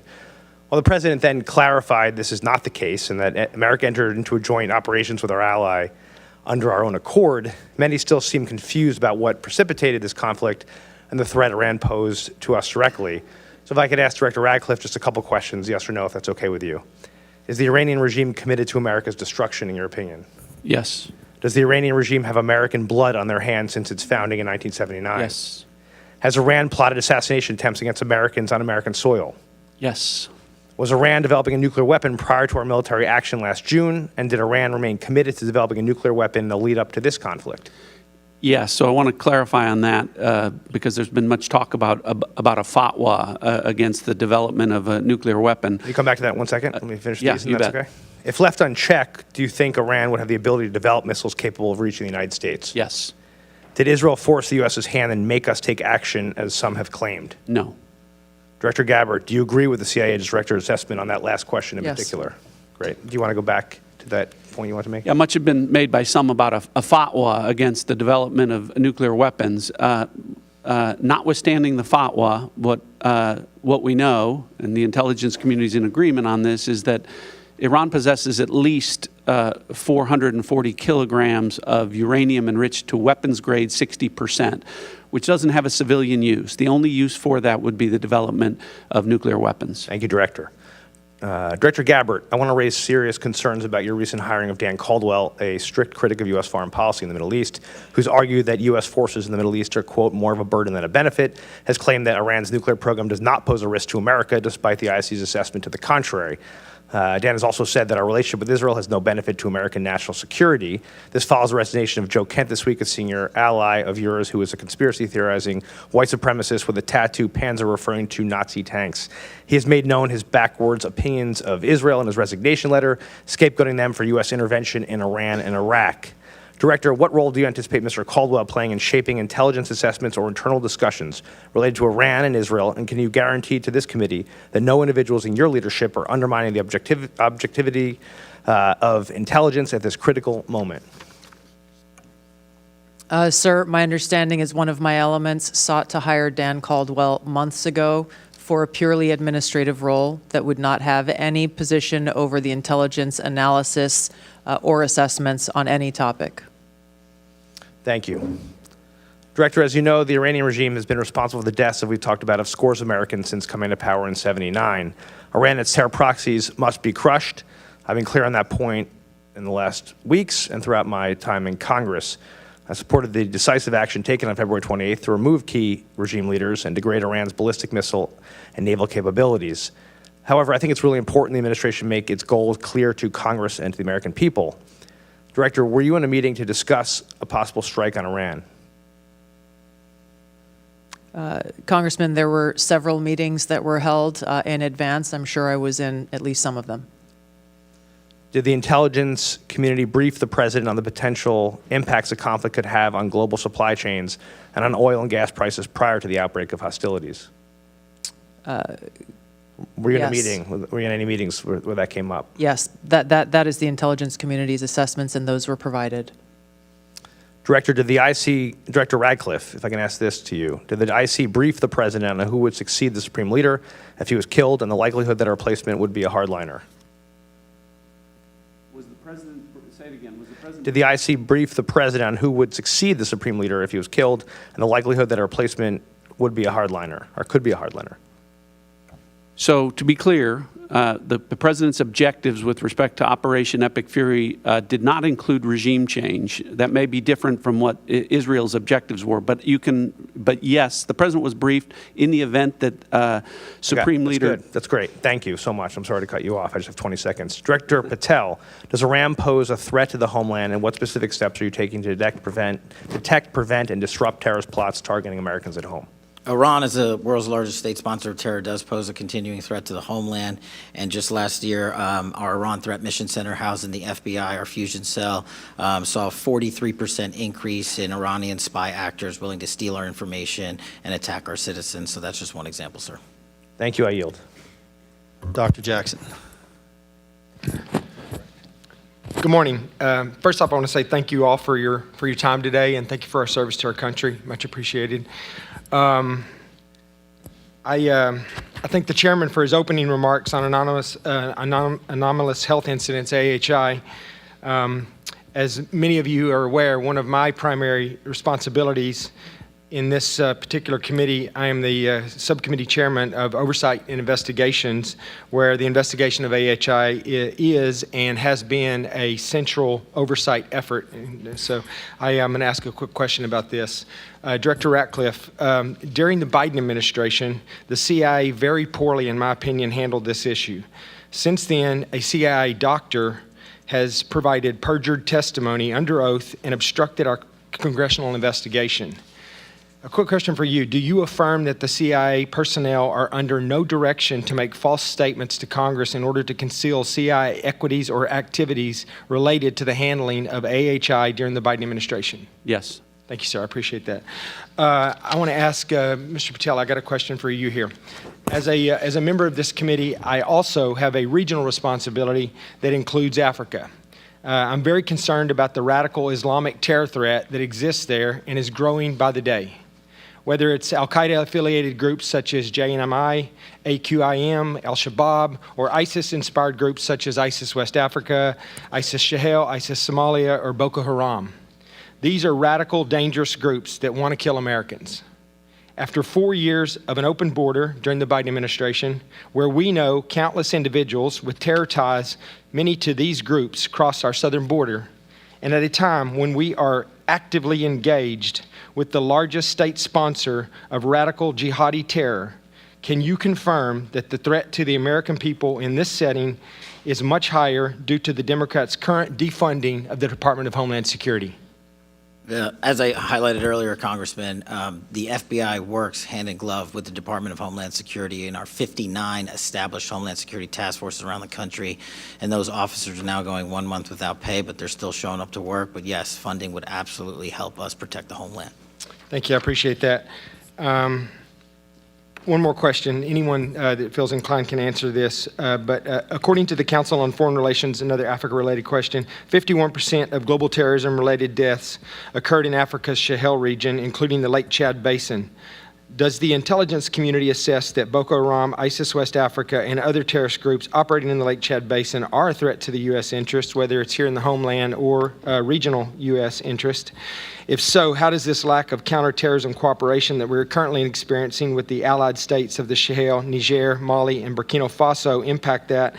And tied to that, how does the rise of alternative security forces such as Russia's Wagner Group or now Africa Corps, how has that impacted our counterterrorism efforts in the region? Congressman, the continued rise of these Islamist terrorist groups, as you've pointed out, in Africa, West Africa, and around the world continues to be a serious concern and major focus of the intelligence community. The challenges within the region are very complex because they have to do with governance challenges in many of these countries. They have to do with economic challenges as well as external influences, both with funding and equipping of these terrorist organizations. So yes, it has made our counterterrorism, longstanding counterterrorism efforts in these regions, as well as those of our allies in this fight, such as the French and other countries, far more difficult because of the very real threat within that region to U.S. persons. If we are not able, if the U.S., if the Department of War is not able to coordinate with and get the support of the governments of these countries in order to tackle this terrorist threat, then it's not a safe or operable environment for them to continue that fight.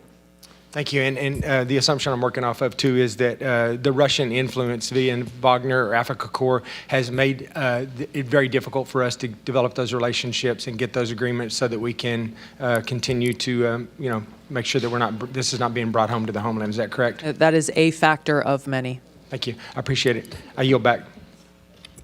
Ms. Houlihan. Thank you. My question is basically starting with some HR questions, and they're first for Director Patel. If you could help me a little bit understand, I come out of the military family as well, but I don't know very much about the FBI's HR process or the growing up of an FBI expert. Could you help me understand how long it takes for a senior counterintelligence expert, especially one maybe focused on a very narrow threat, to be developed? How many years, I guess, would be my question. Thank you, Congresswoman. That varies. Sometimes right out of Quantico, new agent trainees are placed on the counterintelligence mission set, and some people come in from the fraud section, so the answer varies. It could take a couple months to a couple of years.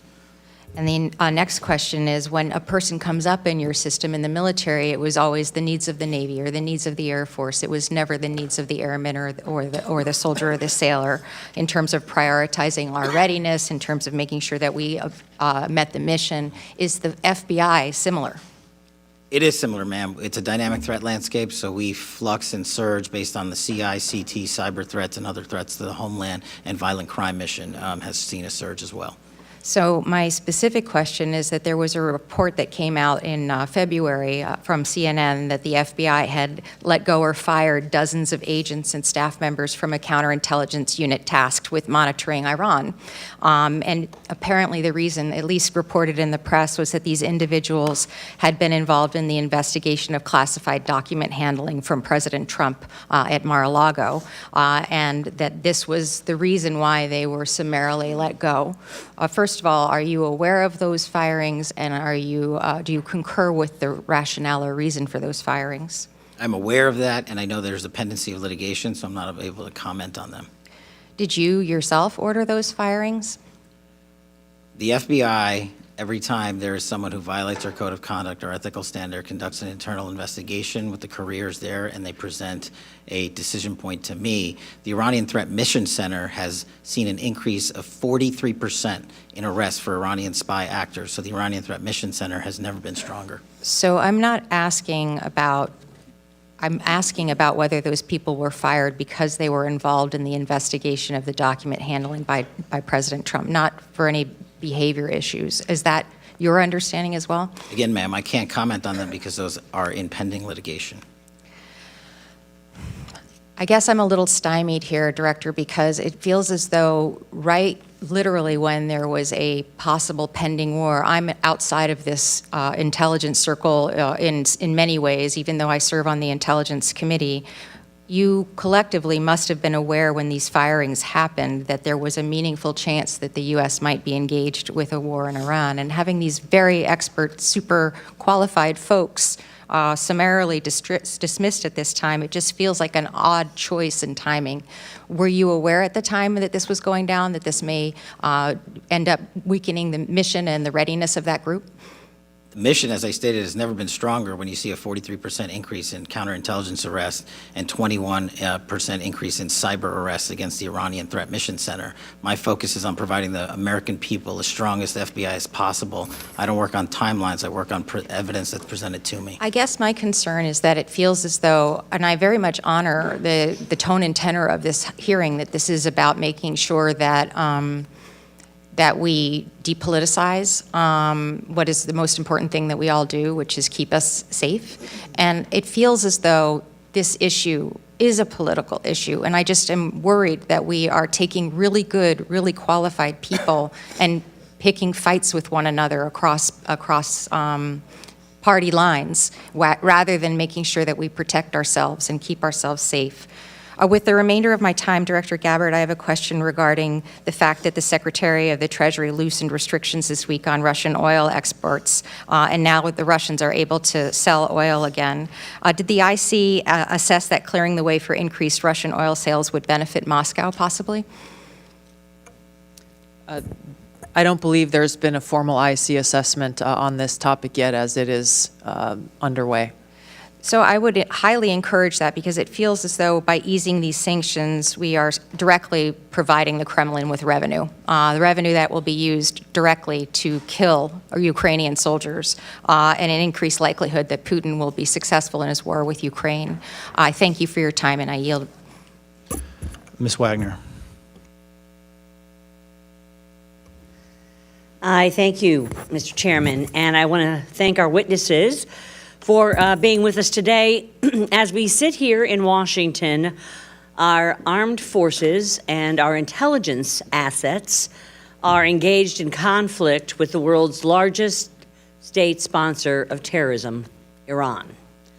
A radical, ruthless, and murderous regime that has killed and maimed thousands of United States troops and citizens over the past 50 years. CIA Director Ratcliffe, can you elaborate for the American people on the threat that Iran posed to our American personnel in the region prior to Operation Epic Fury? To the extent you can in open hearing. Sure, Congresswoman, happy to address that. I think is well documented, and as you've encapsulated, Iran has been a constant threat for the last 47 years.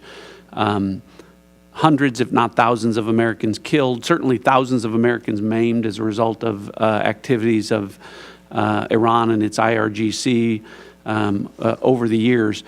But particularly, no cessation with respect to the threats to U.S. interests and forces in the region, not just from Iran, but from its proxies, from Iraqi militia groups like Kataib Hezbollah, Lebanese Hezbollah, Hamas, the Houthis, all of these proxies, if you will, of the Iranian regime, funded by the Iranian regime, committing assaults and attacks on American interests persistently. So they did pose absolutely an absolute threat. A constant and immediate threat at all times. Thank you. General Adams, as Director of the Defense Intelligence Agency, can you inform the American people about the threat our armed forces have eliminated thus far? Yes, ma'am. Representative Wagner, thanks for the question, and I will like to go in detail. I'm going to cover a little bit here. We will be able to cover more detail in the classified session. But the goals that the President has set out and that have been accomplished and executed by the Central Command were aligned along the DNI's discussion earlier. One, eliminate their ability to power project. And that was inclusive of ballistic missiles, but it also includes their UASs. And so we have been very effective. We can talk about specific numbers in the closed session. Okay. Their ability to reproduce both missiles and UASs we've been very effective. And you can tell from the news, in fact, the chairman talked about it this morning, we have sunk their Navy. And so those specific objectives have been very well accomplished and will go into great detail in the closed General Hartman, as Acting Director of the National Security Agency, can you explain how weakening the Iranian regime is impacting the availability of resources to our adversaries like China? Mike, please. Hey, thanks for the question. Obviously not able to go into any classified discussion here, but certainly weakening the regime and weakening the collaboration between Iran, China, Russia, other adversaries has a global effect of making the world safer. Yes, thank you very much. Thank you for all your insights, and thank you for keeping our troops and our American people safe. As you know, I chair the first ever subcommittee on open source intelligence. Over the past year, our subcommittee has been working tirelessly to ensure the intelligence community is leveraging the vast amount of commercially available information to the highest degree of efficiency and cost effectiveness. Director Ratcliffe, as the CIA, is the functional manager of open source intelligence. Does the CIA know which data has been acquired across all agencies within the IC? Thanks for the question, Congresswoman. As you know, the CIA's open source enterprise is driving the open source collection across the entire IC in support of the administration's top priorities. Two of those priorities I've already talked about: counter-narcotics and threats from adversaries, use of emerging technologies. Those collections, as a result of our open source, are up 70% and 40 or 45% collectively. The CIA does lead the IC in pioneering new uses of AI to extract insights from the vast amounts of open source data that are there that we then share with analysts, warfighters, everyone across the IC. I thank you. My time has expired. I have a lot more questions dealing with open source that we will do in closed session. So I thank you. I yield back, Mr. Chairman. Before I recognize Mr. Gomez, I want to make sure that all members have had an opportunity to vote because they are prepared to close that vote on the floor. If you haven't, please go do so at this time. Looks like we're good. All right, Mr. Gomez. Thank you, Mr. Chairman. I just want to get right into it. Director Gabbard, last year you testified that Iran was not building a nuclear weapon. Do you stand by that statement? Yes or no? Context matters with that statement. Yes or no? Iran had all of the materials and capabilities to do so. Mr. Chairman, I reclaim my time. It's an easy answer. You either stand by what you said last year or not. It is a serious question that requires the totality Director Gabbard, of the information I reclaim my available. time. I reclaim my time. When President Trump was asked about your testimony, he said you were wrong. Were you lying or not? I stand by the intelligence Great. community's With that, complete assessment. Director Ratcliffe, when it came to the director's testimony, she said that Iran was not building a nuclear weapon last spring in Congress, and so the Supreme Leader has not authorized the nuclear weapons program. Do you agree with what she said or not? Yes or no? The director's right here. She can speak for herself. Oh, so I thought this was an intelligence community briefing. Let's move on. Trump also said he didn't care what you thought or said. Should he care about what you have to say when it comes to intelligence? I continue to provide the president with the intelligence community's assessments on all matters. So let me just kind of get this straight. The department, you said that Iran was not building a nuclear weapon last year. President Trump said he didn't care what you thought, and you were wrong. They engaged in Operation Midnight Hammer. He then says it was obliterated. We hear later reports that in open source reporting that it was only set back by a few months. Then at the beginning of this war, he said that they were weeks away. I just want to kind of get a sense of, were they weeks away of achieving a nuclear weapon? Yes or no?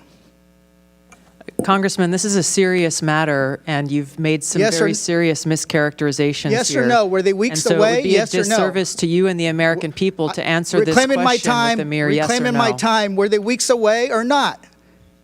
The American people need to know if this was an imminent threat or not. If they're weeks away or not. If they're months away or not. None of this dodging. Were they an imminent threat? Yesterday you said that only the president, the only person who can determine what is an imminent threat is the President of the United States. Do you stand by that statement? Yes, I do. Director Ratcliffe, do you agree with that assessment? That the President is the only person that can determine if something is an imminent threat or not? The president as commander-in-chief gets to make a decision about what's an imminent threat. The intelligence community, well, the intelligence. Reclaim my time. The intelligence. Reclaim my time. Intelligence community has provided a body of intelligence that supports the reason why the decision is that if the that president can determine and ignore what you're doing, why do you guys even have a job? Why do you even advise them? So you're saying tomorrow the president of the United States can say China is an imminent threat, and then he can take his own. No matter what the intelligence says, he can take his own action. So that's what you're basically saying. Okay, let's go on. Director Gabbard, you said that North Korea has intercontinental ballistic missiles that can reach the homeland. Yet, the Defense Department said that Iran was at least 10 years away from achieving an intercontinental ballistic missile that can reach the homeland. Which one is a more serious threat, North Korea or Iran? These threats are taken within the context of the total body of intelligence reporting. So that's it should be, and that's my point. It's not just about having the capability of building a weapon. It's if they can actually deliver that weapon, if they have the intention of doing that. How many weeks away are they? We haven't heard that there were weeks away. We haven't heard that there were months away. But that's what we're waiting for. Imminent, to me, means is that they're mobilizing troops. They're moving things into position, artillery. They're getting ready to attack. But everything that we've heard is that this is not the case. Gentleman's time has expired. Mr. Klein. Thank you, Mr. Chairman. Thank you all for being here and for the work you do. It's a marvel that just 1 year of strong leadership from the White House has shifted the conversation in this room from that of appeasement and passivity from the Biden administration to that of American strength brought about by the doctrine in Venezuela and Operation Epic Fury in Iran. And it's not lost on me that as we sit here, we have one side of the dais talking a big game on threats, and yet they're unwilling to even fund our Department of Homeland Security. I want to thank President Trump's leadership in each of your efforts. Because of your efforts, Americans are safer today with 2 less despots to deal with. Nevertheless, there remains work to be done. While Venezuela and Iran are in decline, aggression from adversarial nations like China and Russia and near constant threats of terrorism and cyber warfare continue to persist. The Chinese Communist Party in particular remains a top adversary that routinely deals in bad faith, and this was highlighted most recently by White House Office Director of National Drug Control Policy Sarah Carter when she delivered recent remarks in Vienna saying, quote, "We know that China's weak export controls and lax enforcement allow its chemical industry to foster friendships with the drug cartels. At the same time, China's overly effective controls over rare earth minerals wreak havoc on legitimate industries," end quote. Of course, we're now seeing reports of a new synthetic opioid called cyclorphine that is said to be 10 times more potent than fentanyl and undetectable on fentanyl test strips. As you know, President Trump may meet with President Xi in the near future, where trade and export controls will most certainly be discussed. Director Gabbard, what is your assessment of the quality and quantity of AI compute that China can indigenously manufacture? The majority of this question should be addressed in a closed hearing. The intelligence community's assessment is that China continues to rapidly advance its AI capability. Do you assess that export controls on semiconductor manufacturing equipment and AI compute have been effective, slowing the development and deployment of Chinese AI? The intelligence community's assessment is that one of the effects of those export controls is China has increased its focus on developing its own organic capability. What do you assess would be the economic and national security impacts if the U.S. decided to loosen export controls and allow the sale of NVIDIA Blackwell GPUs or large numbers of H200s to China? I don't believe there is an intelligence community assessment on that specific scenario. I think that these national security implications should be weighed heavily when conducting these talks, considering that fentanyl overdoses are only down in the U.S. thanks to the President's leadership in securing our borders and taking the fight directly with the cartels in our hemisphere and not the empty words and actions of the Chinese Communist Party. Our adversaries are constantly conducting cyber operations on U.S. government and private sector networks to steal information and money or conduct disruptive cyber attacks. We've just been tracking the Chinese Typhoon actors for several years. And just last week, the Wall Street Journal reported that Salt Typhoon actors, which were responsible for targeting U.S. telecom, may have accessed sensitive FBI networks. I may have more to follow up on in the closed session. For now, I want to discuss how the overall U.S. government posture is going to change based on President Trump's cyber strategy, which was released last week. Been frustrated for some time about the unwillingness of prior administrations to decisively take action, including the use of offensive cyber operations. Director Patel, beginning with you, what can we expect from the FBI moving forward to be more aggressive on both defensive and offensive cyber activity? Thank you, Congressman. So as you stated, the President just launched a new national security cyber strategy, and within that is what the FBI just launched 60 days ago. It's the most comprehensive cyber program we've ever put out called Winter Shield. And what we do, connecting Pillar 1 and Pillar 4 of the President's strategies, is go on offense and defense. And so what we've done already is, while we are always going after nation-state actors, we also have to engage with the private sector communities because they are going after the private sector as well. We've held 355 engagements in the last 60 days with enterprises across America to harden their networks. And as you recall, just a couple of months ago, our banking infrastructure was hit by a ransomware attack from overseas. In one weekend, the FBI disrupted and kicked off every one of those bad actors from that network, saving the American people their valued billions in those bank vaults. So this is some of the things we're doing, but we need constant engagement with the private sector. Great. General Hartman, what efforts are underway at NSA to bolster intelligence collection and threat detection and coordination with other federal agencies to target adversary cyber operations? Congressman, thanks. Briefly. Significant effort to really focus our cybersecurity director, working very closely with Director Patel and our Cybersecurity Collaboration Center, which has thousands of analyst-to-analyst relationships with private organizations across the country. We need more work not just from an offensive standpoint, but working across government and certainly working across private industry. And we're both dedicated and resourced to doing that, Congressman. Thank you for what you do. Yield back. Gentleman yields. Mr. Quigley. Thank you. Lightning round, please. General, I understand tomorrow is your last day before retirement? Yes, Congressman. I can think of better ways to finish things for you, but we appreciate your being here. I want to respectfully ask you and each of you, if you have full-time personnel dedicated to analyzing and collecting foreign threats on the 2026 elections, and if so, just yes or no, and how many personnel we have? Congressman, I'll get you the exact number, but certainly we have people paying attention to those threats. Thank you. Congressman, yes, we have an election crimes coordinator in each one of our 56 field offices and election crimes coordinators at headquarters. Thank you. Yes, we have personnel dedicated both to election security as well as foreign intelligence related to election influence. Thank you. Yes, we do as well. I don't know the numbers, but what we do collect, then we contribute to the larger IC coordination. Thank you. Representative Quigley, we do not, to my knowledge, have anyone at DIA on that topic. A question again for all of you.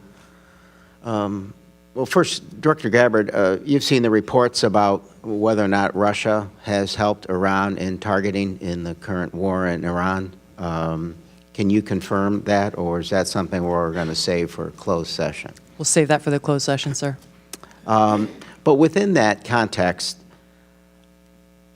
on CNBC, Steve Witkoff said on a recent call with President Trump, Russian leaders deny they were sharing this target information, shock, surprise, all that they would do that about U.S. military assets with the Iranians. Mr. Witkoff said, so you know, quote, we can take them at their word. Let's hope they're not doing this. Just from your own sense, and for many of you who have been fighting in the Cold War for a long time, a long lost sense of a Reagan doctrine, just General, it is your sense that you can take Putin at his word on anything involving military, diplomatic, or intel assessments? Hey, Congressman, from an intelligence standpoint, we don't take anyone at their word. From a foreign standpoint, we execute intelligence operations to provide that information to decision makers. I appreciate that. Mr. Patel, Director. I agree with the General. Yes, I agree. We don't take anyone at their word. And from an intelligence standpoint, we don't rely on single sources of intelligence and always look for multiple sources to confirm. Director. Yeah, Congressman, I actually answered this question yesterday. I don't take Putin, Xi, Kim Jong-un, Supreme Leader, any foreign adversary leader at their word.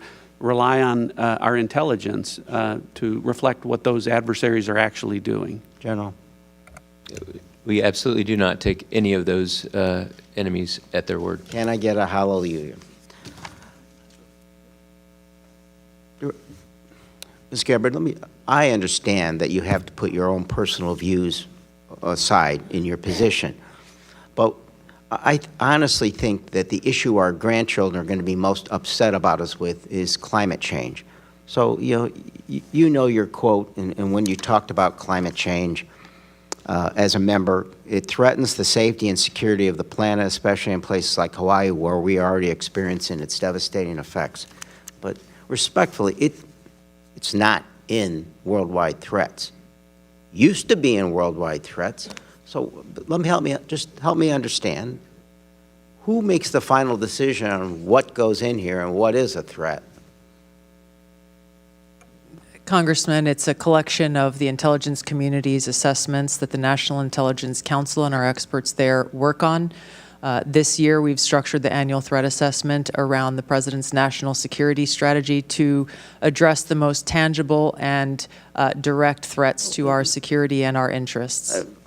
I get that part.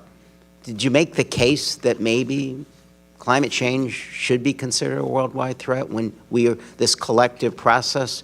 Did you make the case with what you said not that long ago? Yeah, once again, we focused on the most tangible and direct threats, given the complexity of those threats that exist here and on the homeland and around the world. So that's stating that that climate change isn't in any way a tangible threat now or in the future. It's basically saying we think so little of it as a threat, we don't even mention it.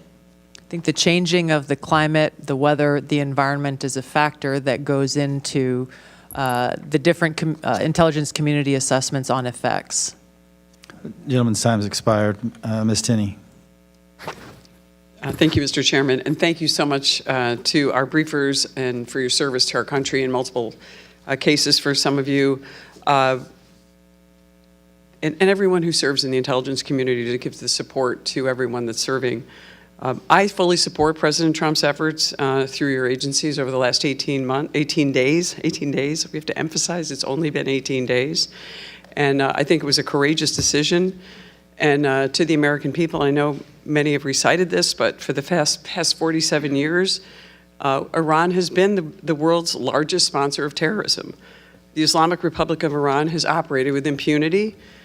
They've destabilized the Middle East, brutalized their own citizens, and have the blood of countless Americans and others on their hands, and now they're paying the price for that despotism. And I want to thank our service members and President Trump in making these difficult and stunning decisions. But it is also stunning what the Iranian people and so many in the Middle East and around the world have suffered from the regime. And I want to point out that in 2022, when Mahsa Amini was killed in the hands of the so-called morality police by the Iranian regime, it spurred I would say probably one of the most profound women's rights movements of our time. So many women stood up in the face of certain death, or at least imprisonment, definitely having an eye gouged out, like so many others, to stand up. And I am so grateful that these people now have an opportunity to actually have some kind of regime that would give them a chance at freedom after all these years. And I wanted to ask Director Gabbard,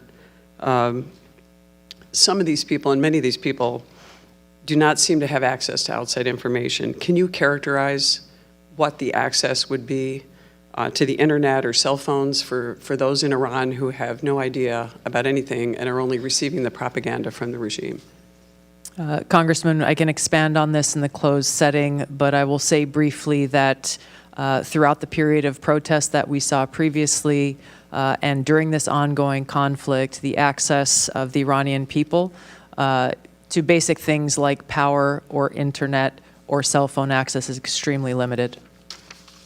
So I want to ask the General, since General James, in this same vein, do you think that the internet suppression by the Iranian regime is an objective that would be protecting the Iranian Revolutionary Guard Corps? Yes, ma'am. It's a TTP, and we will go into in great detail in the classified, but it's definitely a TTP to maintain control. Thank you. I appreciate that. I look forward to that. I want to turn to the northern border, which I represent, most of the northern border with the state of New York. Across the Lake Ontario shoreline, we know that many on the foreign terror watch list. In 2024, 358 suspects were found and arrested on the northern border. Fiscal year 2025, that number has been reduced to 307. I wanted to ask Director Patel, how would you characterize the type of those types of people that you have obtained, arrested, or encountered on the northern border? Cartels, Islamic terror, organized crime? How would you characterize those people, if you can? Thank you, Congresswoman. With the solidification and reinforcement of the southern border, the northern border has become a target of opportunity for foreign terrorist organizations, cartels, those that wish to conduct espionage activities, basically all of the above. How would you characterize the partnership of our Canadian friends to the north and their willingness to stop these individuals, especially in the last year or so? At the FBI, we have engaged with the RCMP and their intel services at levels never seen before to specifically focus on the fentanyl productions north of our border. The cartels have shifted their operations to produce the lethal fentanyl that kills so many Americans. So that's one example where we're focused and locked in with our partners north of the border. Thank you very much. I appreciate that. One last thing I just wanted to ask. Upstate New York is now the new home to Micron, one of the world's 3 leading memory manufacturers and the only U.S. U.S. leading memory company. Memory produced at Micron is an integral component of the GPUs used to train America's dominant frontier models. I'd love to find out, Director Ratcliffe, what would be the economic and national security implications if China were to catch up on the U.S. on memory, GPUs, critical minerals, all those things that go into everything leading up to this, including the advent of AI? Well, what you've seen, Congresswoman, is that when China can take advantage of things in the supply chain like critical minerals, they'll do that. This is particularly problematic in the area of all emerging technologies, and AI in particular. Obviously, whoever is dominant in the technology fields in the future will dictate the rules in the international marketplace. It would be devastating if China were ahead of us. Thank you. I appreciate it. I yield back. Mr. Cohen. Thank you, Mr. Chair. Director Patel, you had a question from Dr. Jackson about the shutdown we're in now with Homeland Security, and I believe you said that this would be harmful to America because of the threat from Iran. Is that correct? Do I recall that correctly? Generally, yes, sir. How many days before we invaded Iran did you know we were going to launch an invasion? We can get into those details in a classified setting, but I work with my colleagues across the spectrum here to give me advance warning so that we can reinforce. Was it 2 days, 3 days, a month? It was sometime before that, sir. Sometime before that. So you had not. With that knowledge, why did you fire at least a dozen agents in Counterintelligence Unit 12 that specializes in Iran counterintelligence, which makes us much less secure and safe with this war going on from Iranian attacks potentially against our country? As I said earlier, Congressman, I don't work on timelines when these terminations occur. There are internal investigations conducted by the careers at the FBI that highlight unethical or inappropriate conduct, and it's up to me to make the decision. But our Iran Threats Mission Center has never been more resourced, as I've highlighted, a 43% increase in counter-espionage arrests from Iran alone, and 360 ongoing terrorism investigations with Iran-affiliated individuals. And the people you fired, those 12 people, they were experts on Iran, were they not? I don't believe so. They worked in counterintelligence, did they not? I'm taking you at your word, sir. I'm not familiar with every You're the single chief word. director. I'm not. You should know the answer. You fired the people. Where did they work? People were terminated for violating their ethical obligations and the high standards that Was the we ethical have. violations that they dealt with the case of the classified documents that were found at the bathroom in Mar-a-Lago, was that the ethical issue? As I said earlier, all those matters are pending litigation, so I'm not going to comment on them. Director Gabbard, are you familiar with CI-12? I'm not, Congressman. Okay. Let me ask you this question. In the intelligence community's unclassified annual threat assessment from last year, it said, quote, Iran's large conventional forces are capable of inflicting substantial damage to an attacker, executing regional strikes, and disrupting shipping, particularly energy supplies to the Strait of Hormuz. It seems the IC was entirely correct in its assessment about Iranian retaliation in the Strait. Did the IC's assessment about the Iranian capabilities in the Straits of Hormuz change in the past year? No, Congressman. Does Iran still have the capability to threaten shipping in the Straits of Hormuz with missiles, mines, and small boats? Their capabilities have been largely degraded, but yes, they still have means to threaten passage through the Strait of Hormuz. And how long can they keep the strait closed? Based on current events, I'd have to get an updated assessment from the intelligence community on that. Did you have an analysis of the impact of a war on global supply chains and the price of oil and gas? I believe that assessment may have come from the Department of Treasury or Energy. It didn't come through your office? It came from their element within Department of Energy or Energy. Do you know if the president was briefed on those assessments? I believe so, but I can't confirm. So if he was briefed on those assessments that that was a problem and the Straits of Hormuz could be shut off and that's causing a great problem in the world's economy with oil prices going up to, I think, under $120 or something a barrel and an effect on all countries' economies, Why would the president not have taken actions to strengthen defense around the Strait of Hormuz? All I can say is that the president ultimately is responsible for making the decisions based on the totality of information and intelligence that he has available to him. The intelligence that he has available to him, that's a scary thought. Does the IC know where Iran's enriched uranium is? The IC has high confidence that we know where it is. And can you tell us that in classified? We can speak more about this topic in the classified setting. Okay. Could it be, we have methods of destroying it? This is a conversation for a closed setting, sir. Do you have any idea what the purpose of the Marines being sent, the units that are being sent over there, is the idea that we will put troops with boots on the ground in Iran?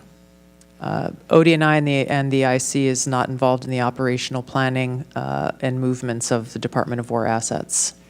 Thank you.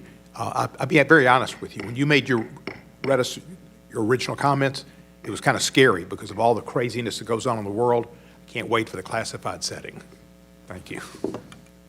Mr. Perry. Thank you, Mr. Chairman. It's good to see some old colleagues. I'm going to start, and thank you for your service, gentlemen and ma'am. I'm going to start with General Hartman, General Adams. Do you know how many days it's been since Russia went into Ukraine?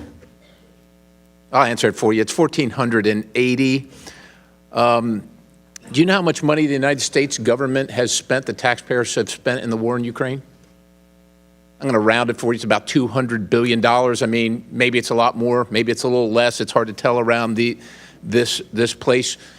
To the best of your knowledge, was Russia an imminent threat to the United States when they went into Ukraine, to the best of your knowledge? Sir?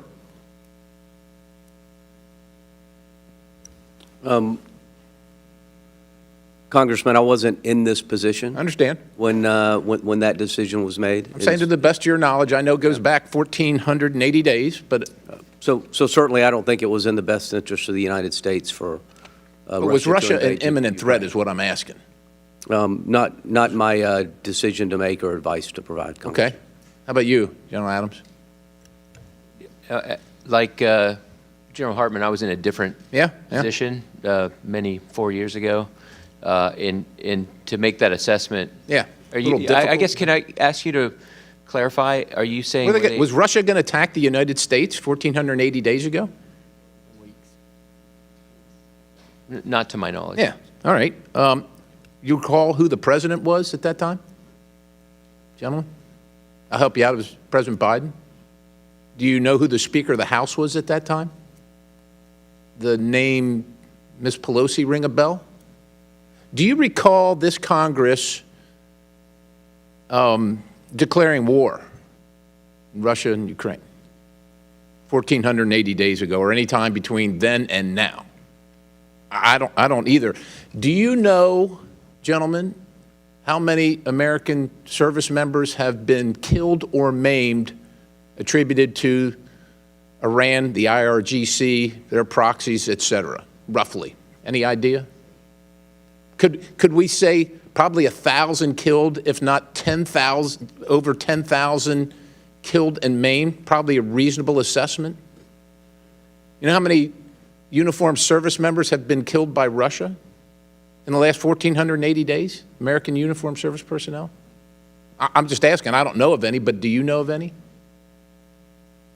It just seems to me that there's almost like a political narrative being constructed here, and I just want to, point out this. It seems like a bit of an irony. I'm going to go to the director of the FBI. It's good to see you, Mr. Patel. Crossfire Hurricane, Round River, Plasmic Echo, Arctic Frost seem to have emanated from the Counterintelligence Division of the FBI. Is that a reasonably correct assessment, generally speaking? Generally speaking, Congressman, I want to be careful here because there are a number of ongoing investigations. I understand. There's a filing system that prohibited, well, with prohibited access. Is it possible that that politicized investigation and filing system violated Sixth Amendment rights to the discovery and Congress's Article I oversight authority? Is it possible?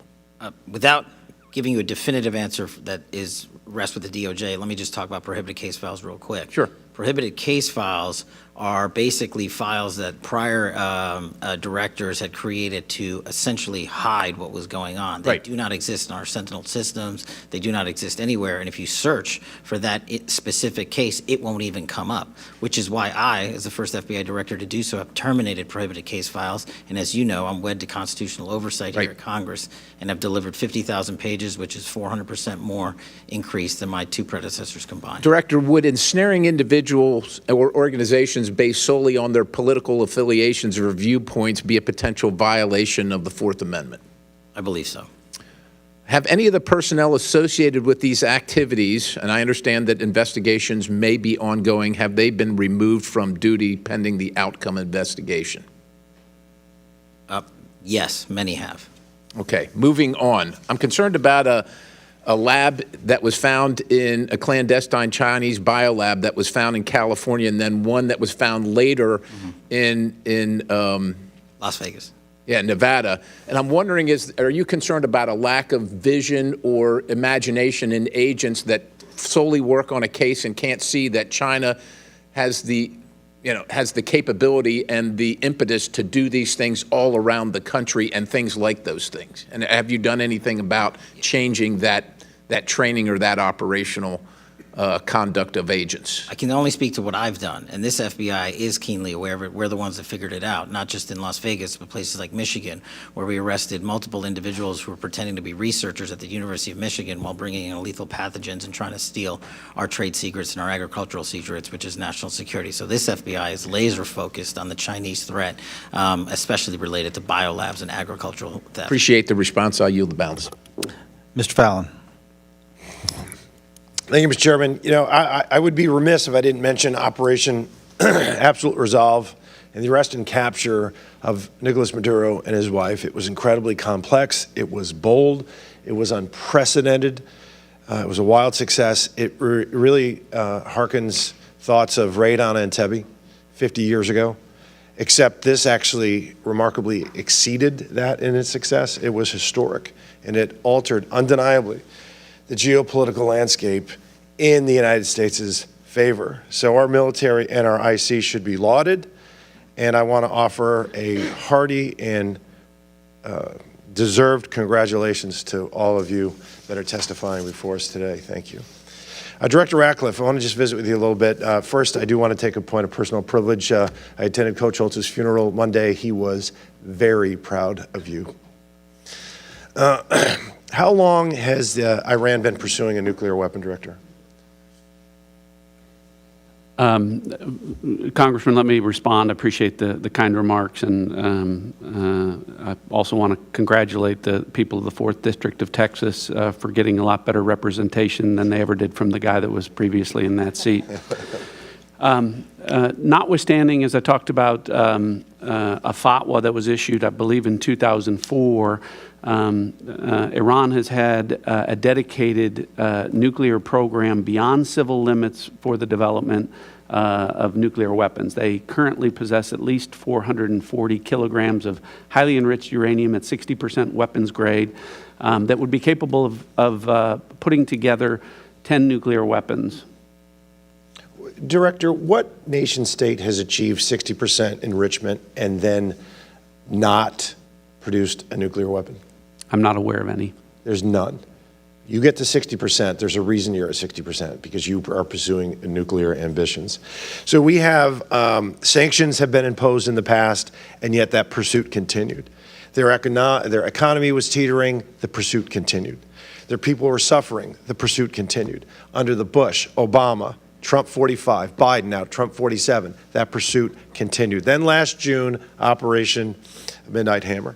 Nuclear program was dealt a significant setback. But not only that, the autocratic, illegitimate regime in Tehran witnessed firsthand that the American resolve under this administration should be taken very seriously. I want to read you a few quotes. Iran will never be permitted to build a nuclear weapon. Barack Obama 15. The message to Iran should be loud and clear. We will never allow you to acquire a nuclear weapon. Never. Hillary Clinton. Iran will never get a nuclear weapon on my watch. Iran can never develop or acquire a nuclear weapon. Joe Biden. Make no mistake, as president, I will never hesitate to take whatever action is necessary to defend American forces and interests from Iran. Kamala Harris. So last June, we have Midnight Hammer. And not only did they see the resolve, they saw that we were committed to actually taking action and not just the words this time. And even after all of that, did they abandon their pursuit and their nuclear program? They absolutely did not, Congressman. I think you point out the success of Operation Midnight Hammer is that one of the things that we assess in the intelligence community broadly is that since that operation, Iran has been unable to enrich a single kilogram of uranium to 60% since that operation. But as you correctly point out, Congressman, notwithstanding that, our intelligence is also clear that they have not lost their ambition, and that the activities to rebuild or reconstitute their nuclear facilities and centrifuges is something that the intelligence, there's a body of intelligence that I think confirms that. Then we had 8 months of negotiations and attempted diplomacy. They proved fruitless, and yet the pursuit continued. And then, Director, is there any intelligence or evidence that the Supreme Leader and his thug mullahs, after all that, at the beginning of this year, were going to finally stop their pursuit of their nuclear weapon in their program?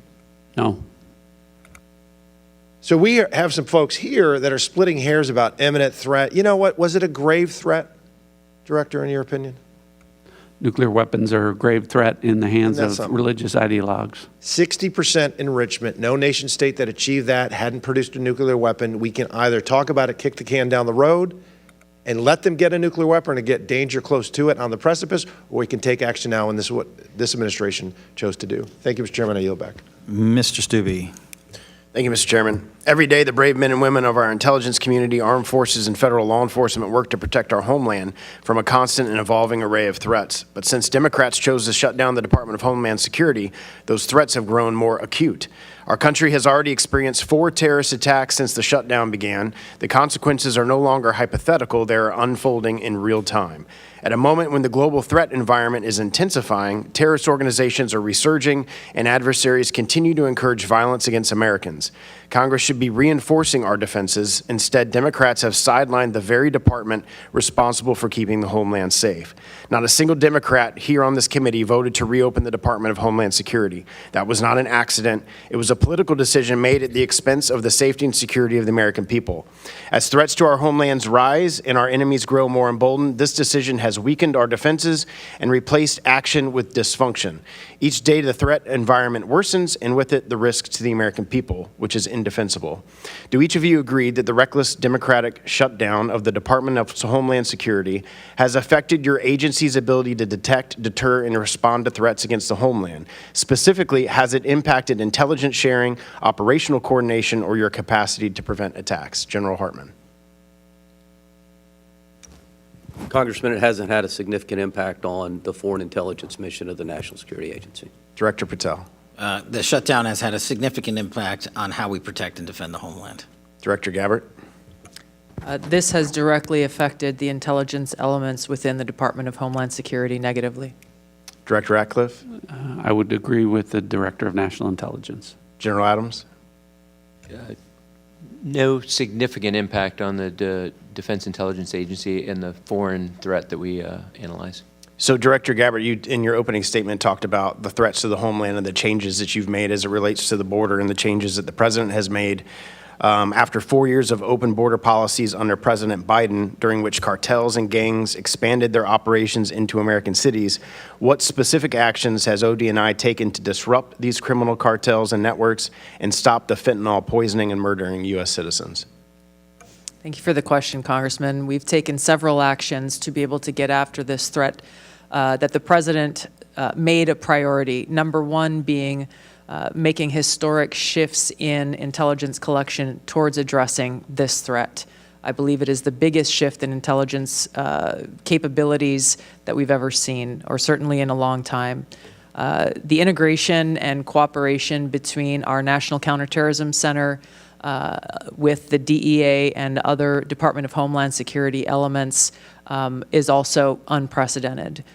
We have taken and coordinated the collection of individuals, known and suspected terrorists, known and suspected cartel members, leaders, and inputted that into the TIDE system, which has radically increased and improved our ability to identify those who are cartel and gang members trying to enter our country and those who may already be in our country.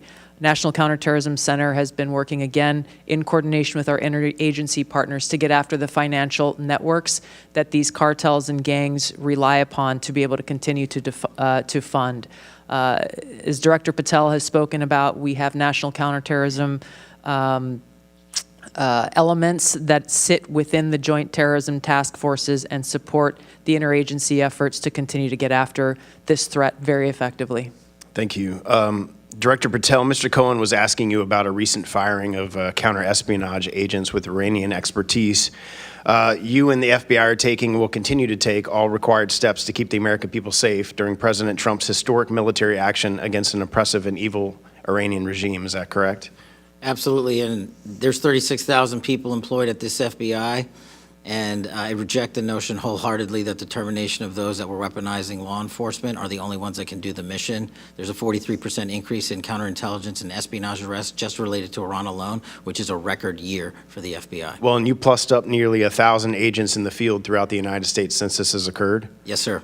And there's a document that you posted on X, and I think that's what you have in front of you, about all of the wins and the changes that the FBI has made under your leadership and President Trump's leadership during 2025. In the little time that I have remaining, could you just highlight some of that for the American people? Thank you. Under the Trump administration, this FBI has literally had a historic year. We have a 112% increase in violent offenders arrested last year alone, a 20% decrease in homicides, 20% decrease in robberies. We have disrupted 1,800 criminal gangs. That's a 210% increase. We've seized enough fentanyl to kill 178 million Americans. That's a 31% increase. We have gone after the most vulnerable in our society, protecting children. A 490% increase in arrests on those that prey on our children online. We have located, found, and identified 6,200 missing kids. That's a 30% increase. We have dismantled and taken down 1,700 child predators. That's a 17% increase. And those that wish to traffic our young American citizens and women, 300 human traffickers have been arrested. That's a 15% increase. And seven of the FBI's top 10 most wanted fugitives in the world have been apprehended in the last 13 months. To put that into perspective, there was 4 in the prior 4 years. So this FBI under President Trump is fully stocked to get after every single fight we have, and these are just some of the statistics. So I thank you for letting me highlight those. Thank you. My time's expired. Mr. Crenshaw. Thank you all for being here in this marathon, two-day marathon. Appreciate y'all. I want to talk about FISA because we all have scars on our back from 2 years ago when we reauthorized FISA. I anticipate it being easier this time, but I still want to go over the myths that the public believes and that many members of this Congress believe. Mr. Patel, I'll focus on you here. Myth number 1 has to do with 702 versus FISA Title I. Trump was targeted with FISA 702. Is that a myth? That's a myth. It's not true. So it's just real quick. How was President Trump targeted under Crossfire Hurricane? Under FISA Title I, Title III authorities, information was presented to the Foreign Intelligence Surveillance Court, a search warrant to surveil individuals associated with the Trump campaign, which was later revealed through the House Intelligence Committee's work that the information collected was not only unverified, but individuals lied in that application, individuals that were government officials. I think it's worth pointing out that whether this process was FISA or in regular court, it was still lies told by the people trying to get the warrant. Had nothing to do with FISA. It was simply the people trying to get the warrant were lying. Okay, myth number 2. A query means that we're spying on Americans, means we're reading in their inboxes, we're getting inside their text messages, all of that. Is that true? No, I'm going to borrow General Hartman's answer. A query of 702 is pursuant to lawfully collected information of non-U.S. citizens overseas. Right, so if you query an American citizen, are you accessing their inbox? No. You're just seeing if they have spoken to somebody who is a foreign intelligence officer, let's say, and you would know they've spoken to them because they would show up as part of that conversation. In foreign intelligence collection. In foreign intelligence collection. So if, and if you wanted to get inside their inbox, you would have to get an actual warrant under current law, right? A U.S. person. A warrant or a subpoena process, yes, sir. Okay. So that's a really important distinction. Congressman, if I could just, Sure. but you wouldn't use FA 702 to do that? Correct. To get in I just want to be clear about that. Yes, you would not. You would use your regular court process. No authority under 702 to collect intelligence intentionally against a U.S. person. Absolutely. Right. Yeah, so when somebody, and let's say their name rhymes with, I don't know, Tucker Carlson, is claiming that the CIA is spying on him, I'm going to guess here, because I don't know, I'm going to guess that the most likely scenario is that in the process of him speaking with Iranian intelligence officials, it is incidentally collected. Nobody is spying on Tucker Carlson or his inbox, to my knowledge at least. Number 3, another myth, a warrant requirement, should it be required by law, it's for a simple query, that should be easy to get, right? What's the problem? It's easy to get a warrant. We do it all the time. Would it be easy? In my opinion, no. But And the reason it wouldn't be easy is because oftentimes these queries are part of a very typical analytical process, and they would not meet the judicial standards of probable cause. And I've seen many examples of this. I would love if you guys had some examples that are declassified. I've seen them in a classified session. So I guess my point is, and now that we've debunked these myths, is you put that warrant process on a simple query, you're taking away our analysts' ability to connect the dots from the outside actors, which we can collect on. They have no constitutional protections. But you're removing our ability to connect them with the inside actors, which is kind of where it matters. It's like giving up when you're right at the goal line. That makes zero sense to do, and that's exactly what this would do. I've already heard Director Ratcliffe's answer on this, but 18 months clean reauthorization, does that, I don't know where that number came from, but would you rather have it longer? as Director Ratcliffe said, I'd like 5 or 10 years. Okay, me too. We went over that really quickly and well. I yield back. Thank you.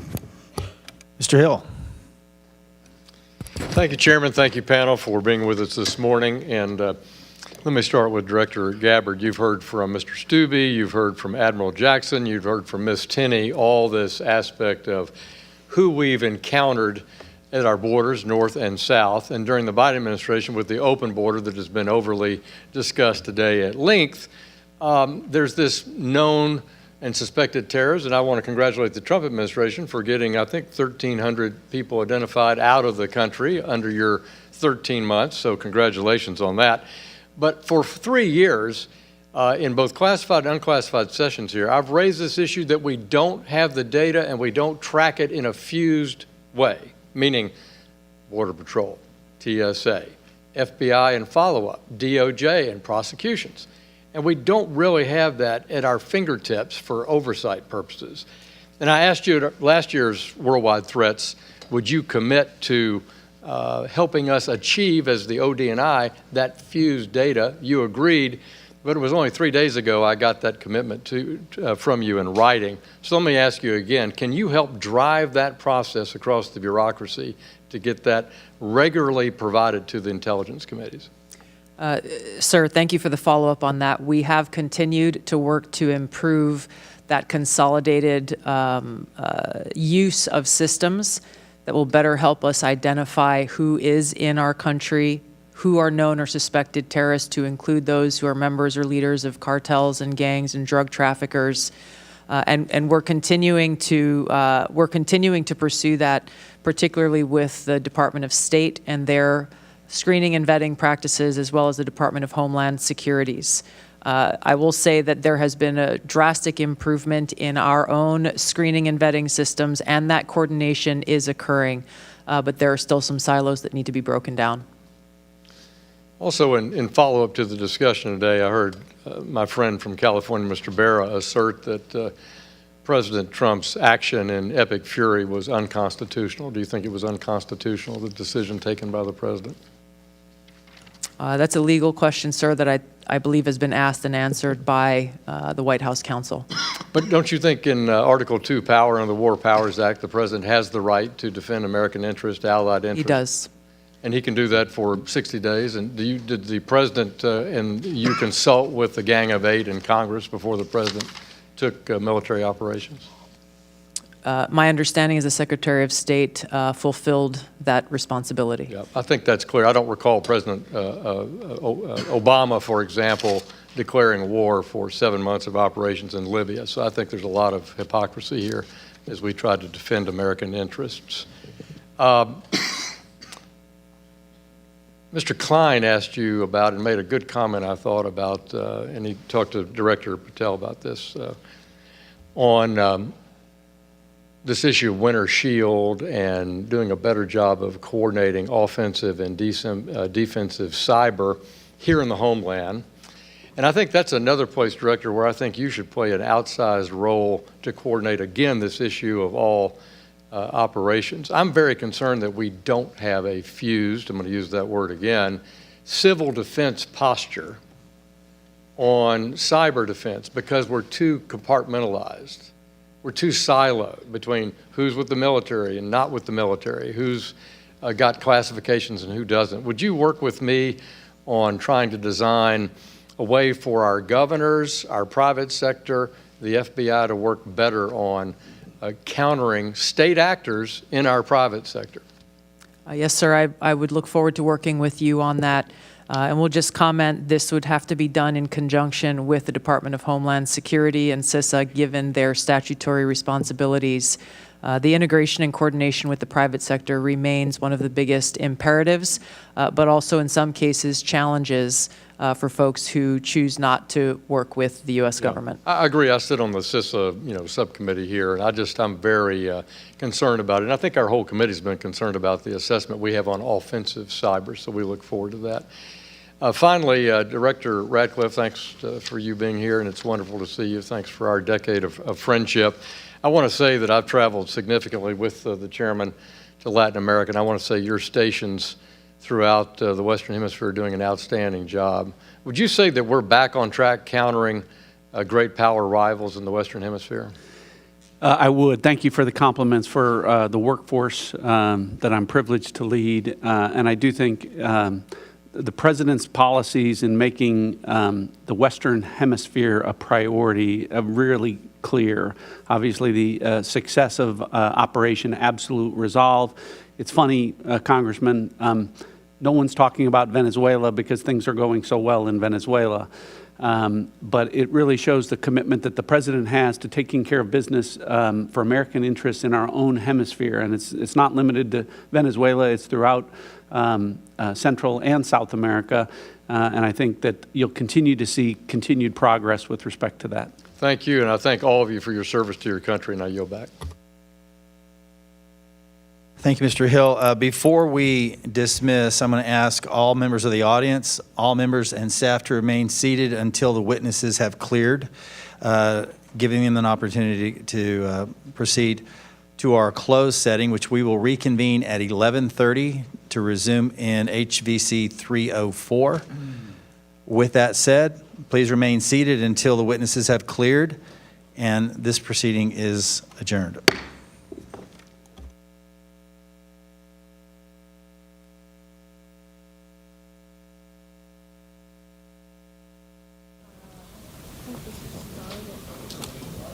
Maybe? So 5?